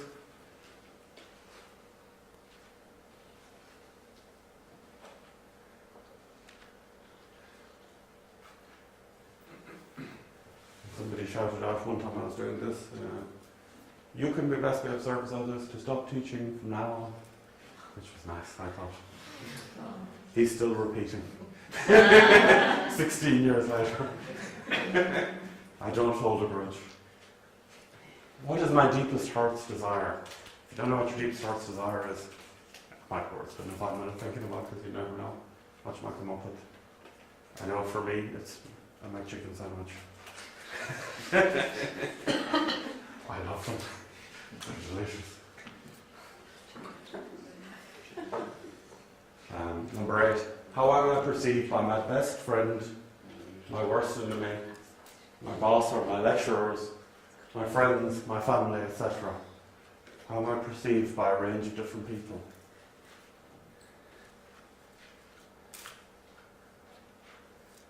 My best friend actually became my worst enemy, so that's nice in terms of the transformation there. That was excellent. What's that Seinfeld? That's it. After he fell into a vat of acid and became horribly disfigured as the Joker. yeah, he ran off with my fiance. So then he did become, well, he's not actually my worst enemy because he's suffering more than I am. He's saying, But I'm not better. So that's the I part of the PMI part. That's They're actually trying to work out ways they can cope with you. Yeah, absolutely, indeed. 6 weeks to getting married. Invitations were sent out. Ooh, very close. Anyway. What are the blessings of my life? What are You the could be your blessings? bride and savior now. What's that? You could be your bride and savior now. You'd never know, indeed. I feel life will get him back, or I will get him back if I can get him off. I've friends, I that should seems to be be a a friend in that phenomenon that's the same, like, that's not too uncommon. Like, you know, Yes. I've had friends where one guy was going out with the girl for years and then literally his mate as well was just, he went off with her and they got married straight away. It's like, what is it, when wedding day is looming nearer, people start making these harsh decisions. Absolutely, indeed. Absolutely. It's all the tapestry of life. Alright, so what are the blessings of your life? My chicken sandwich. I teach a lot in the Central Remedial Clinic School in Clontarf. It's a secondary school for children with disabilities. I do a lot of voluntary work with disability work. I do a lot of National Disability Authority. Anytime I vaguely think my job is hard or my life is hard, when I teach 8-year-old children in wheelchairs, or the 8-year-old children in wheelchairs are having an easy life compared to the 8-year-old children who have no control over their muscles below their neck, so have to sit on a ramp all day long. So I think life is not fair. It's not fair being in that situation from being born. There's a lot of compensations and all that, but it's just not fair. So then getting up out of bed on your own 2 feet is pretty good, I think, and it is a blessing. You just need to look around at other people and just think, yeah, there's a lot of stuff that we have for free that we take for granted. And last, what legacy would you like to leave? I think for me, I want to die in my sleep like my grandfather. Not like the passengers on his bus who died screaming in fear.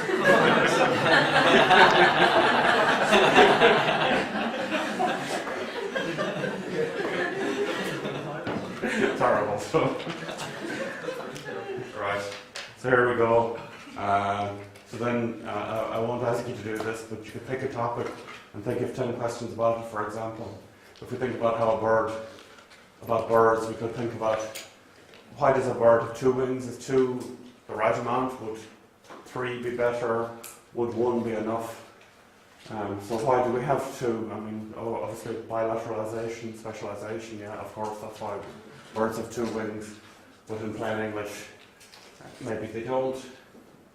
Why do they have wet feathers? Do feathers help? Would there be anything better than feathers you could use? How do birds take off? I'll ask this one to everyone. How do birds take off? Do they do? Or how do they take off? Change the angle of their wings so there's more air under the same as an airplane, no? But do they run, or how do they actually? They just flap. Who said that? It's the bird. Yes, of course, it depends on the bird. Some birds have to jump off a height to take off. Depends on their weight and their musculature and not all birds can fly. Not all birds can fly, absolutely indeed. Penguins and emus, etc. Absolutely indeed. Some fish can fly. Some fish can fly, absolutely. Fine fish, in fact, can fly. How do birds slow down? How do you think birds slow down? They change direction. Oh, okay. They They don't become a lot less. They don't deploy a parachute like no. Yes. They find a window. Some birds have a tail at the back, obviously. Find a window, that's a sudden acceleration, absolutely indeed. And then how high can they fly? Depends on the bird. When do they sleep? Depends on the bird. How good is their eyesight? Depends on the bird. What do they eat or drink? Depends on the bird. But just start off with a topic. Start off a few questions about the area and just think of 10 questions around the topic. Bit of fun. So this is not something I'd ask you to do, but again, it's suggested that you do a stream of consciousness exercise where you just keep writing for 10 minutes. Doesn't matter what you're writing, just write down. I've started to write stuff down now. I feel kind of self-conscious doing this. The ink in my biro is blue. And all of a sudden, within a couple of minutes, you're writing very interesting and quite different and difficult questions. As long as you just don't take your pen and just keep writing, enjoying writing, after a few minutes, suddenly, quite interesting phrases and ideas start popping into your head. Do you think there's a danger of crossing over into automatic writing? Absolutely, indeed. If, let's say, somebody like Samuel Beckett was to write through me, the danger of me selling new plays by him, I wouldn't be worried too much about that. I'd love a bit of automatic writing if I could make a bit of money out of it. Not a big deal. I definitely think you start tapping into your own unconscious quite quickly, though. So it's interesting to see what turns up. Definitely, this is an interesting one. The book posits the idea that everybody has a hobby that they'd love to do. In everybody's mind, there's something they think, yeah, I know if I had time, I'd definitely do that. And a lot of people, it's a musical instrument, or it's learning to dance, or whatever the hell it is. So, definitely, I think with the advent of the World Wide Web, you have less excuses than you used to have before, because you can just go on YouTube and pretty much find out a lot about a lot of different things. So he's saying stuff like, how would you benefit if you did this thing? Because maybe, particularly if it's a creative type of endeavour you're doing, it can really unleash a wellspring of creativity within you that you might never be able to turn off. What would your goals be? What resources would you need? Would you be able to find a good teacher? And I think the internet would provide that. How much time would you have to devote to it? What obstacles would you overcome? And then again, an American book. So how would I make money from my hobby? Again, interesting. But if you do have a hobby that is creative, that you've been putting off for years, just you can pop onto YouTube and have a look at stuff about it and see what interesting things you can learn about it. Learning a new language. Learning a new language, very, very, very, very good at helping your creativity. So learning a new language is shown to be one of the big ways of improving your just brain power, essentially. Again, because of the way we're taught languages in school, we go through this whole phone thing, but there's a lot of easier ways of doing it. In doing German, I actually jumped up 2 grades by learning to make up complete nonsense sentences and insulting my friends in German. Excellent. We're talking, your head is between the bathroom and the egg, and you're Yes. what? Or you need more eyes. Yes. What? But sentence grammar, Yes. you have a bunch of vocabulary, and then Brilliant. I said it to a German guy, and he was like, noted. Excellent, absolutely right. So I think, I'm not dissing school, but the way we're being taught languages in school is possibly not the best way to learn stuff. The more fun you have with it, the more you're happy to make mistakes and you just go, right, I'll give it a go. The more you just practice repeating words. The more you find songs, I think, in the native language and just listen to the lyric and the tone and how the language sounds when it's sung, I think that can really open it up. Or to look at movies in that language, or even to look at a movie you're very familiar with, overdubbed in that language is often quite hilarious and fun. To learn phrases about topics that interest you, put post-it notes and household objects, and definitely to pretend to be a native, adopt the expressions and gestures. That's I carry on. What? That's Spanish. I carry on now. So I'm from Kerry. Anyway, yes. So definitely, the more fun, the more daft, the more enjoyable it is, the more likely you are to jump 2 grades. It's got to be good. Definitely learning a new language is good for your head. I guess another thing Da Vinci did a lot was writing down words that he wasn't familiar with, building up a dictionary of terminology. So anytime he hit a new word, he'd just write it down. Lots of studies by sociologists have shown this, whether you think it's completely repulsive or not, but people judge you based on your vocabulary. The larger vocabulary you have, the more likely they are to judge you to be intelligent. Whether it's correct or not, that's just it. That's just how a lot of people judge you, particularly because there's so much non-verbal communication now, email, texting, etc. The more articulate and less mistakes you make in email, the more likely people are to judge you to be intelligent. That's just the way it is. What's neo-Gaelicism? Any new word, any time a new word is coined, like the internet would have been coined in the 70s, or Angelina would have been coined whenever. So any time a new word is created, there's different examples. So for example, if you take the first half of one word and the second half of another, it's called a portmanteau. That's like Jedward. Would be a good example of a portmanteau. Jedward, definitely, indeed. Absolutely, indeed. Anything when they start putting gate at the end of scandals, from Watergate, every gate. And I can't think of any other good gates at the moment. Bill Gates? Bill Gates, absolutely. He was good. So anytime they create a new word, it's called a neologism. The term neologism was created in 1878, so it is not a new word itself. So this is this is some words Leonardo wrote out, and like wasn't afraid to draw pictures on top of the words, wasn't afraid to make it, wasn't trying to make a perfect notebook with everything perfect and squared away. Just wrote down what he thought at the time, wrote notes to himself, whatever the hell he was doing, he just threw it down. He was absolutely good at drawing as well, it has to be said. And he's on exhibit in London now.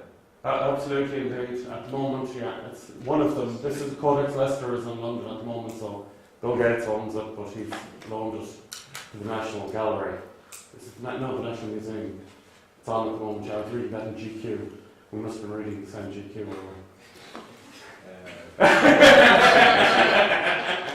No, we're reading different GQs, probably. Magazine. That'd be the one, absolutely. Great. So then, even if you can't draw, just draw pictures anyway. It doesn't matter whether you're an artist or not, or you're good at capturing perspective. Who cares? We'll say it in a minute, but any number of studies show that the more you draw, the better you are in terms of your creativity. They've looked at people doodling during meetings and on phone conversations. People who doodle can retain much more information about meetings or phone conversations. Because if it's a boring meeting in particular, rather than focusing 100% on something that's boring, you can doodle and focus 80% of your effort on that, and 20% of your brain power is plenty to be listening to the meeting with, and you're going to have a better take on it in general. We'll say it again, but scribbling, doodling, drawing of any kind, exceptional. Something, I can't emphasise it again, in school, if you were caught doodling, Gordon, what are you doing there? Doodling. Stop doodling, Mr. Gordon, or you're going out to the principal. Whereas the reality is, people who doodle, it's good for you. Yes, sir. I was just thinking along the lines of what you're saying, like if you draw while you're listening to something, it's engaging both sides of your brain. Absolutely. I'm just wondering, by writing backwards, yes. About creative stuff, so maybe right brain stuff, by writing it backwards you'd be engaged in his left brain more and therefore remembering it. Very possibly indeed, absolutely indeed. That's definitely. He's left-handed. That's definitely one of the theories being posited. There was all kinds of ideas of why he was doing it. He was left-handed, definitely. You can tell by the direction of the angle of the text. Absolutely. Just as somebody left-handed myself, I know in general in popular media, left-handed people are portrayed as brilliantly creative and incredibly handsome, but it's not true for all of us, really. Just anybody here. Okay. Moving on to number 2, which is demonstration. That is to say, a commitment to test knowledge through experience, and persistence and a willingness to learn from mistakes, a willingness to learn from mistakes, which I've humorously put on as mistake for fun, because it's a mistake, and I'm not going to fix it because it doesn't have to be perfect. You know what I'm saying? It doesn't have to be perfect. It has to be just okay. Should be an X there, but I'm not putting it in. But you're not saying people judge now by your mistakes. Absolutely. Intelligence by these. Yes. You could have been typing with an Italian mindset. That's it. I'm not particularly worried if you guys judge me because I got paid anyway. So and if you don't know by now, week 3, how dumb I am, it's absolutely fine. I've fooled another group, okay? Alright, so I'll read out these questions again. I am willing to acknowledge my mistakes. I learn from my mistakes. I question conventional wisdom. I am influenced by celebrity endorsements, yes, that is if Brad Pitt says buy this watch, I'm influenced by it. I can articulate my fundamental beliefs. I can change my beliefs based on experience. I persevere in the face of obstacles. I view adversity as an opportunity for growth, and I am sometimes susceptible to superstition. So, if you've got all of those, bully for you. Just on the, I'm influenced by celebrity endorsement. Yes. Doesn't seem to fit in that checklist. Yes, it's just really, it's all about thinking about reality versus your beliefs.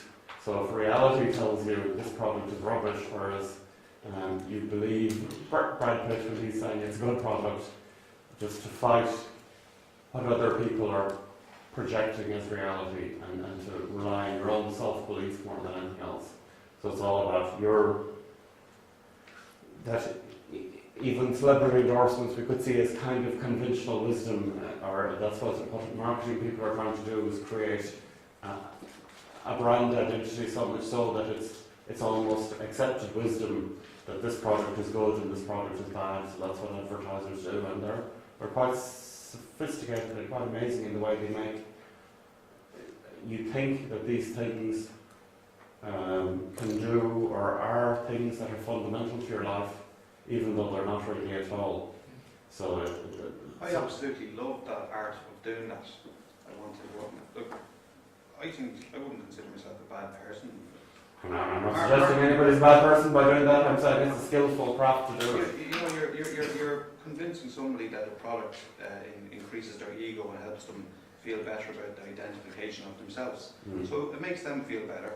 You get paid.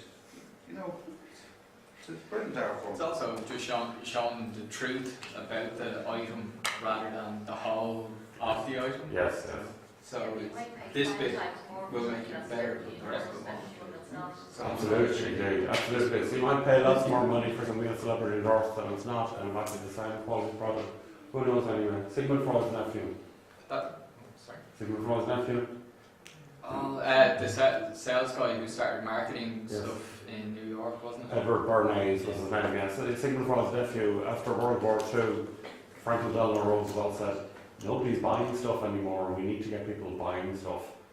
So Bernays and other things invented the idea of the 50s housewife, all the conveniences, the vacuum cleaner.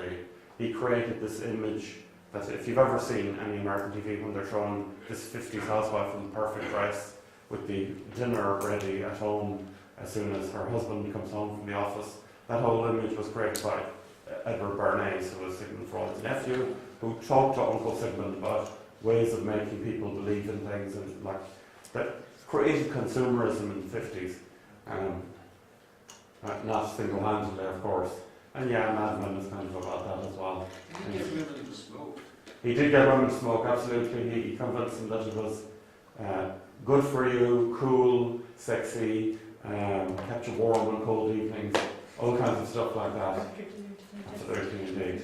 He was Enrico Caruso's American agent as well, so opera was seen as a bit of a minority sport, a bit obscure and a bit nonsensical, and he managed to change people's minds and convince people that opera was sexy and virile and dynamic by taking lots of pictures of Enrico Caruso draped with beautiful women.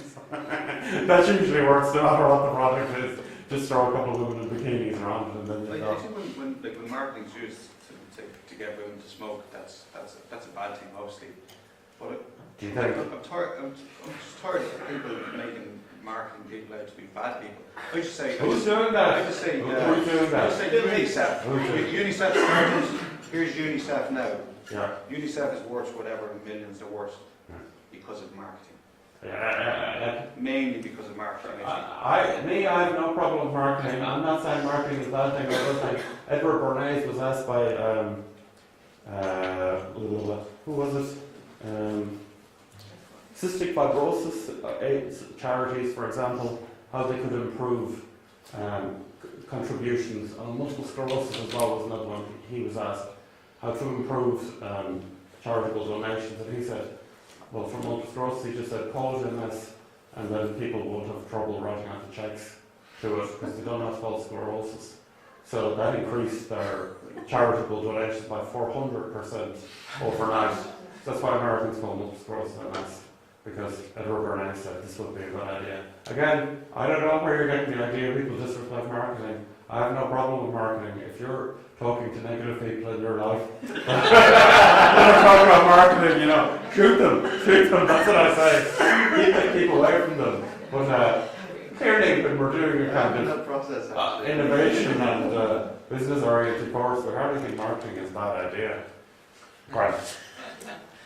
So, this I won't ask you to do, but the general vibe from Gallup is that there are probably a few key experiences in your life that have shaped your beliefs. It might be fun to do it if you want to sit back and think about it.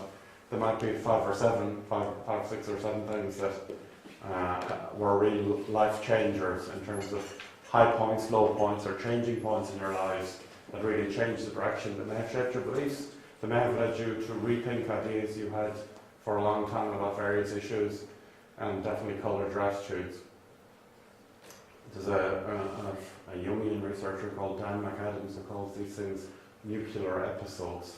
So he says, sure, no panic. So it's 5 or 7 experiences in your life that have been influential, and think a sentence that you've learned from each of those experiences. Which do you think of the most was most influential, and how has that coloured your attitude? So would you like to rethink your conclusions drawn from that experience? I definitely think even though it's not a personal experience, if I was 18, 16, if I was young now, my first experience in politics was all this kind of corruption and being a fall bombing on the government, I think I would have a very different attitude to politics to the one I haven't. Because I do believe, personally, don't kill me, right, but I do believe a lot of politicians are good people, they're trying to do a good job. In general, they're working for the good of people. Some of them are not great, equally with Roman Catholic priests. I have some very good friends who are Roman Catholic priests. I think that a lot of them are superb human beings who are really striving to do really great stuff. But I think if I was 20 years old as opposed to 38.8 years old, I would definitely have a different attitude to Roman Catholicism completely. So it's amazing how not necessarily personal events, but big media events can affect people's lives. I was talking to somebody, I was playing 20 questions with my niece, and she got me to guess who a singer was, and she said the singer was dead. I was asking her various questions, and I couldn't figure out who it was, and then she told me it was Michael Jackson. And I I just thought, I can't conceive of Michael Jackson being dead.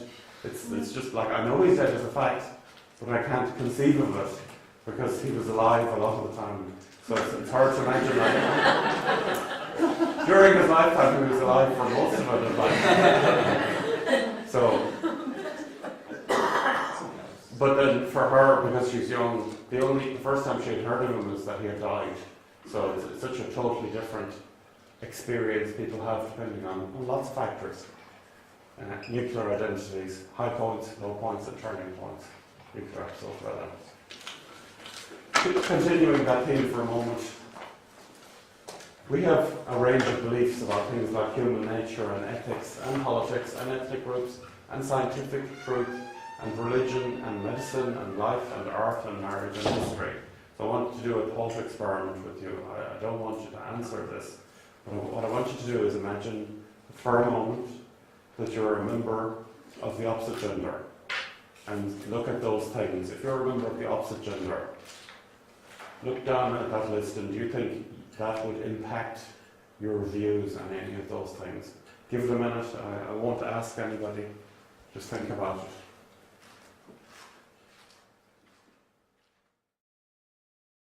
I think it's in nature that a woman wants to look after a man.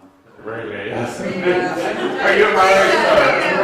Are you a married man? Yes, sir. Welcome to 2011. You only look after a man in the way that a lot of people are thinking of, look after a man like.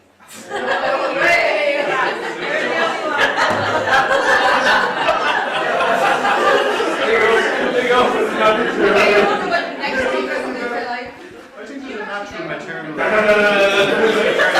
yeah. There's a natural maternal instinct in women like Winnie Mandela or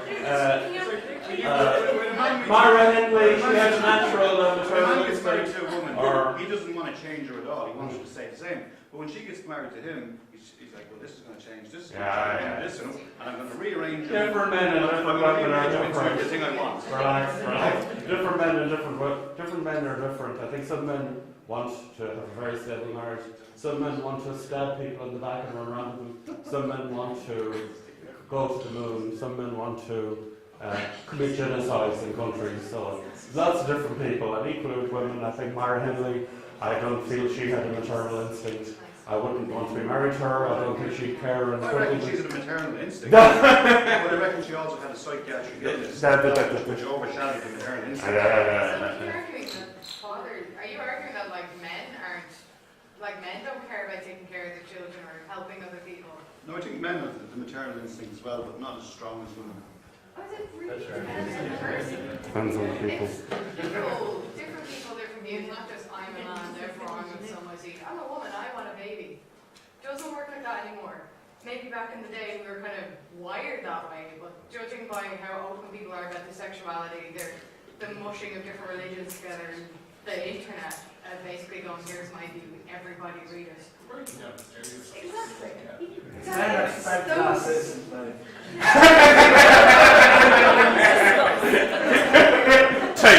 Disgusting.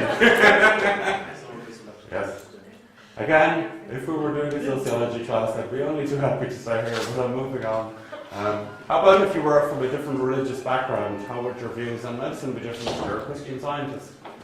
They'd be fairly fundamentally different. Your views on life, if you had a different religious background, even your views on marriage or art or history or scientific truth for that matter, or different ethnic groups or politics or ethics or human nature would be totally different. The point really of this exercise is that I think a lot of us in our own mind think that our views are the norm somehow, that our views are pretty okay. That leads us to two very big problems.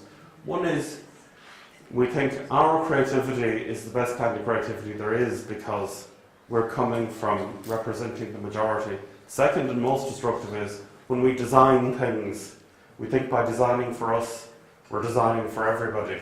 Whereas the reality is the person sitting beside you now has fundamentally different beliefs from you, but because society requires that there's a degree of conformity, they won't necessarily articulate their diverging views, but just look at the person beside you, they have crazy different views from you because that's it. Everybody has had a different experience, different life, different things growing up. Yes, sir? We talked about a mathematical chart earlier on about the averages and you could say the niches, the small people. I think that like a majority of people by the age of 40 or so would prefer to actually be married and have a family of their own as opposed, and it's only a small minority of people that would prefer to grow beyond their own into their old age because like I just think that like from what I've seen around me all my life that's just the sort of the natural process of life. I definitely think it varies from person to person. I'll just say this, can I just say this first? 1 in 4 people live in slums in the world. 1 in 7 people don't live past 25. So I think when we're talking about the average people, you know, it's there's lots of different people with lots of different circumstances. Yes, sir? It's kind of like in the deep growth society when the guy gets up on the desk, stands up on the desk and see things from a different perspective. Yes. One of the exercises that I've done was imagine yourself at 80 years of age and then write a letter to yourself, giving yourself advice. Fantastic. And it was a really good exercise to do. Excellent. Yeah, definitely. And I think that's absolutely it. Like if you could even write to your 18-year-old self and give them advice like God. There's a book published on that actually of famous people that write back to their own selves. Excellent. Cool. I think you can email yourself in the future. Yeah, email yourself in the future.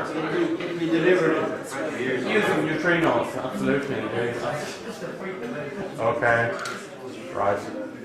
So then, yeah, if you live in a different country, I definitely think if I was 20 years younger, I'd have radically different views on politics, on religion, a lot of things I would think differently, if even technology. And what's your man? Some sociologist wrote a paper in 2001 called "The Digital Divide," where he said that people who are under 20 are digital natives, and people who are over 20.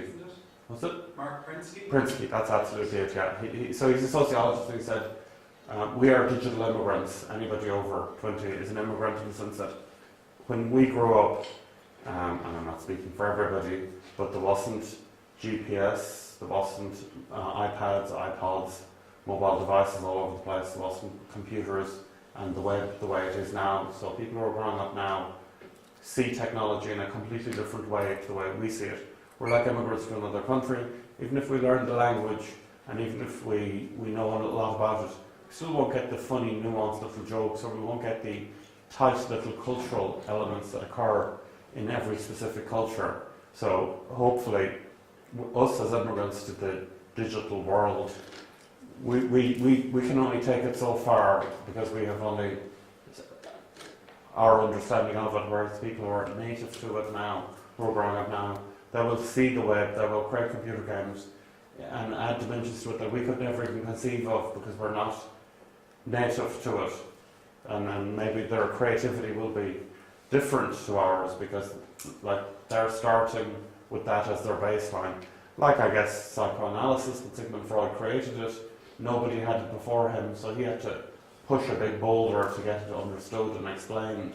And then the people who followed him, like Carl Jung, they could refine and make it better, but the person who creates it in the first place, they have a lot of pushing to do to try and make things clear, and that's like us, I guess, is the originators of it, are seeing it different. You're going to say like Gene Roddenberry, who created Star Trek, when he wrote the episodes of season 1 in The Next Generation, they were all like 60s episodes again, it was all like the African culture or the jogging culture. So his ideas were still kind of a bit silly in the 60s, so it needed a Rick Berman to come in there, or Mike Pillar, or Stephen Bear, to continue it on, changing from an agent of change to an agent of continuity. You're not going to say that, what are you? I was just thinking, like, you were saying about technological natives. Yes. The way school is going to go for kids is they're going to be given a problem and then they'll go Google it and figure out the problem for themselves. Whereas with us, we were just given the information, so we could make assumptions across the board that you know this. Yes. Whereas kids growing up nowadays will be given a problem, they go figure it out, but they'll also know that other people don't figure it out. So people, I'm speculating, kids will become a lot more tolerant about what people know and don't know. Hopefully. And it'll be, but also as a result of that, they'll be empowered to be a lot more creative about their problem solving than we were, because when we were taught maths, they expected a result, but when kids are being taught now, they're going to be expecting anything. You know, what do you come up with creatively? So I think it's going to be a really positive thing. Hopefully, it's down to the teachers, though. I think there's a lot of teachers who are still teaching the way they were taught, and they've been teaching the same way for 20 years. So it's hard for them to adjust to the new availability of information, and like lots of teachers just say, no using the internet for your homework and things like that. And I think, you know, it's a tough change for them.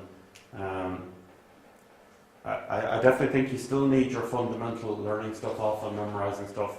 Bottom line, if I went to a doctor and they were excellent diagnosticians who had great skill at diagnosing diseases, but had learned off 50 diseases, so didn't know which one it was, but if they were told what it was, they could diagnose it.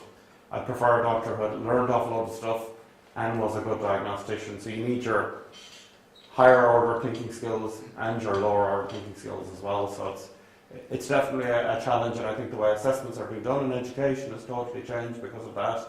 Because now the information is readily available, but it's how well the student is able to interpret it and understand it that's the big question.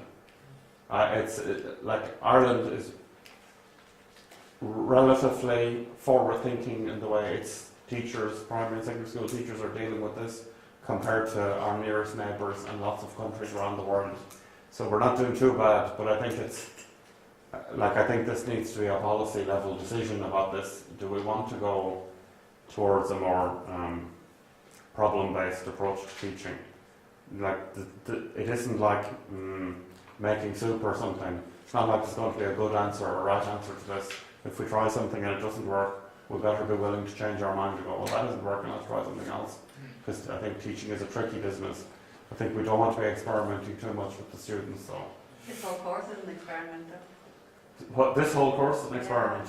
In the way it's approached is, they're really instead of just going to college and learning everything, craft or your core subject, Yes. we're actually going to be working with real people in the real world Yes. and working it that way. So I think it's got a nice balance, and it depends on how it goes, whether this could continue with that. Absolutely. I'm terrified for people in the real world. We should warn them already that you're going to be working with them and get them to put away all the breakables, I think, because it could be dangerous otherwise. Right, we won't worry about that. I don't know if I've said it before, but as well as identifying role models in your life, identify people who you think, God, they always do that wrong, or because they are excellent at teaching you what not to do. If there are people whose behaviour is contrary to what you think is correct, make sure you're not doing that as well, because sometimes we react very poorly to people who we feel that might be in me as well. The kind of mistakes I'm making, oh God, I'm prone to doing that. So if you can learn a lot, I think, from people who are Egypts, basically. If you know an Egypt, it's well worth spending a bit of time with them, seeing what they do wrong, and then not doing that. Don't tell them though, okay? Because that's really rude. And also, most people are a mix of positive and negative, so they might have positive things going on about them as well. Not to worry too much about it. But definitely, I think you can learn something from everybody you encounter in your life. Like each person is a lesson. And then we've alluded to this before, and we'll say it again. Entrepreneurs see mistakes differently from the rest of us. The reason we see mistakes the way we do is being bad. Not wrong, but bad, having a moral dimension to them, is because that's what we're taught. So in school, if you make a mistake, they say, well, Mr. Gordon, that's wrong, that's bad, I'm going to smack you now, blah, blah, blah, blah, blah. So they create a whole moral framework, even parents occasionally. And particularly with your kind of students, what I don't want to do is say the following and then have all of your parents phoning me up going, my child came home and said that you would be telling me that I raised my children wrong, so please don't be telling your parents they raised you wrong, if that's okay. It happens always. Not with my 18-year-old students, they never do it, but it's the 18 plus that seem to go home to their parents and give out to them. So don't be giving out about saying, sometimes if you do something wrong, your parents, particularly, let's say touching a hot stove or something, they're in such a panic that they overreact to the situation, and then they not only teach you it's a bad idea to touch a hot stove, but they make you afraid to touch anything for a while. So then you learn you learn a wrong lesson from what they're trying to teach you. Not that I'd advocate letting anyone touch a hot stove, but it'd be just the price of some children to let them burn their fingers a few times, and then they'd stop doing it. They might learn by themselves. I definitely think, like everybody does it. There's nothing wrong with doing that as well. If you're correcting a child and you overreact, there's nothing wrong. That's just a mistake as well. It's not wrong. It's just it happens. I definitely think all that matters about mistakes are what happens next. Do you correct them or not? Do you try and cover them up, or do you correct them? And if you correct them, grand, don't worry about it. Part of it, I think, is to remove the internal dialogue in your head going, oh, I always fucking make these mistakes, I'm such a dickhead, oh. So you get that kind of dialogue going in your head when you make a mistake, and it's a real destructive cycle. So it's just to say to your own mind, shut up, listen, I made a mistake, it's no big deal, get over it. What have I learned from it? And to stop that whole destructive cycle that occasionally gets into our heads. I won't ask you to think about the biggest mistake you've ever made, because I know it was coming in on Saturday at 2 o'clock for this class. Think about maybe what mistakes you repeat, though, because if you're repeating mistakes, maybe you don't want to And is there an element of fear of making mistakes? Is that causing you to make decisions at home or in your life? Or is it, do you do stuff to avoid making mistakes? Or do you avoid doing stuff for fear of making mistakes? If there's anything to do with mistakes in your life, it's good to examine it, because I think we've all, God knows, we've all made mistakes and we've all made clangers of mistakes.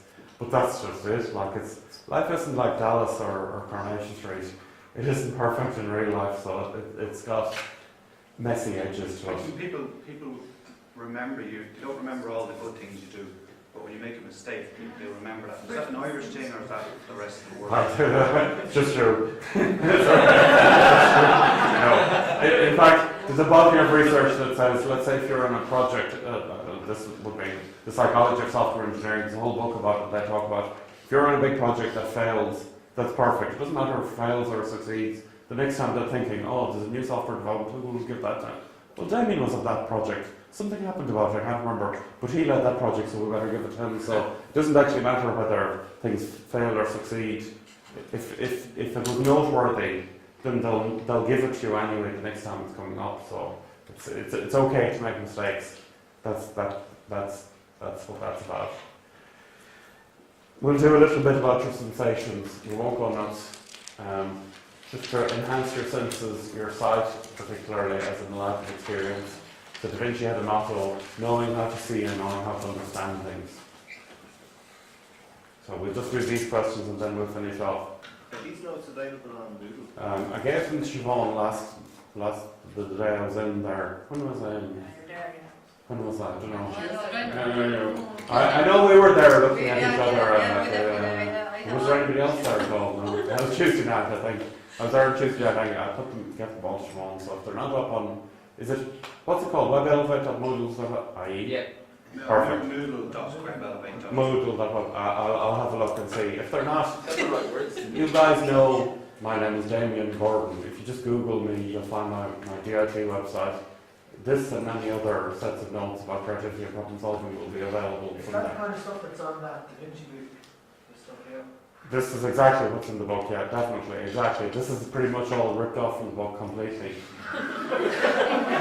Don't tell Michael Galvin, he's still after me from the last time. So I want you to just think about for a moment, what's the most beautiful thing that you've ever seen? Just think about it for a minute. My chicken sandwich. Are you paid by McDonald's? Take the shot, quick! He's uncovered the plan.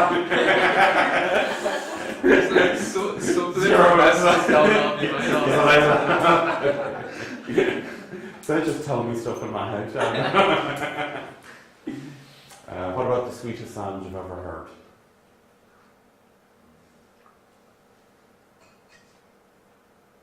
Can I take your order, please?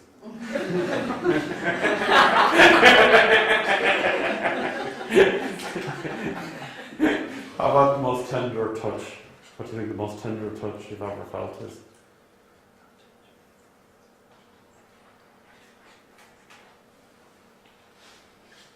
And how about the most delicious taste? Don't go there. I was going to say I had spaghetti bolognese in Malchesney off Lake Garda once, and it was like, they got it just like I used to make it as a student myself. Perfect.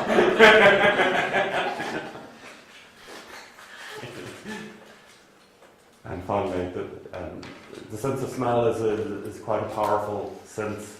It can evoke memories that other senses can't necessarily have access to. It's the most wonderful smell. Has anyone ever smelled a rose? Actually smelled a rose?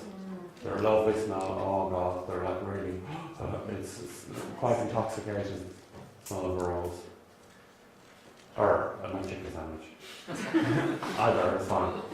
Oh, I can smell it now in the bun. You don't taste it. Oh yeah, no, I do. I get your chicken. Burger King is way better. Burger? They're quite tasty. This is what I'm saying about the diversity of people. There's all kinds of mad people in the world. Alright, I think we're we'll call it a day on the basis of your spelling, and we'll enhance our synthesis next week. Thank you very much. Thank you. Well done.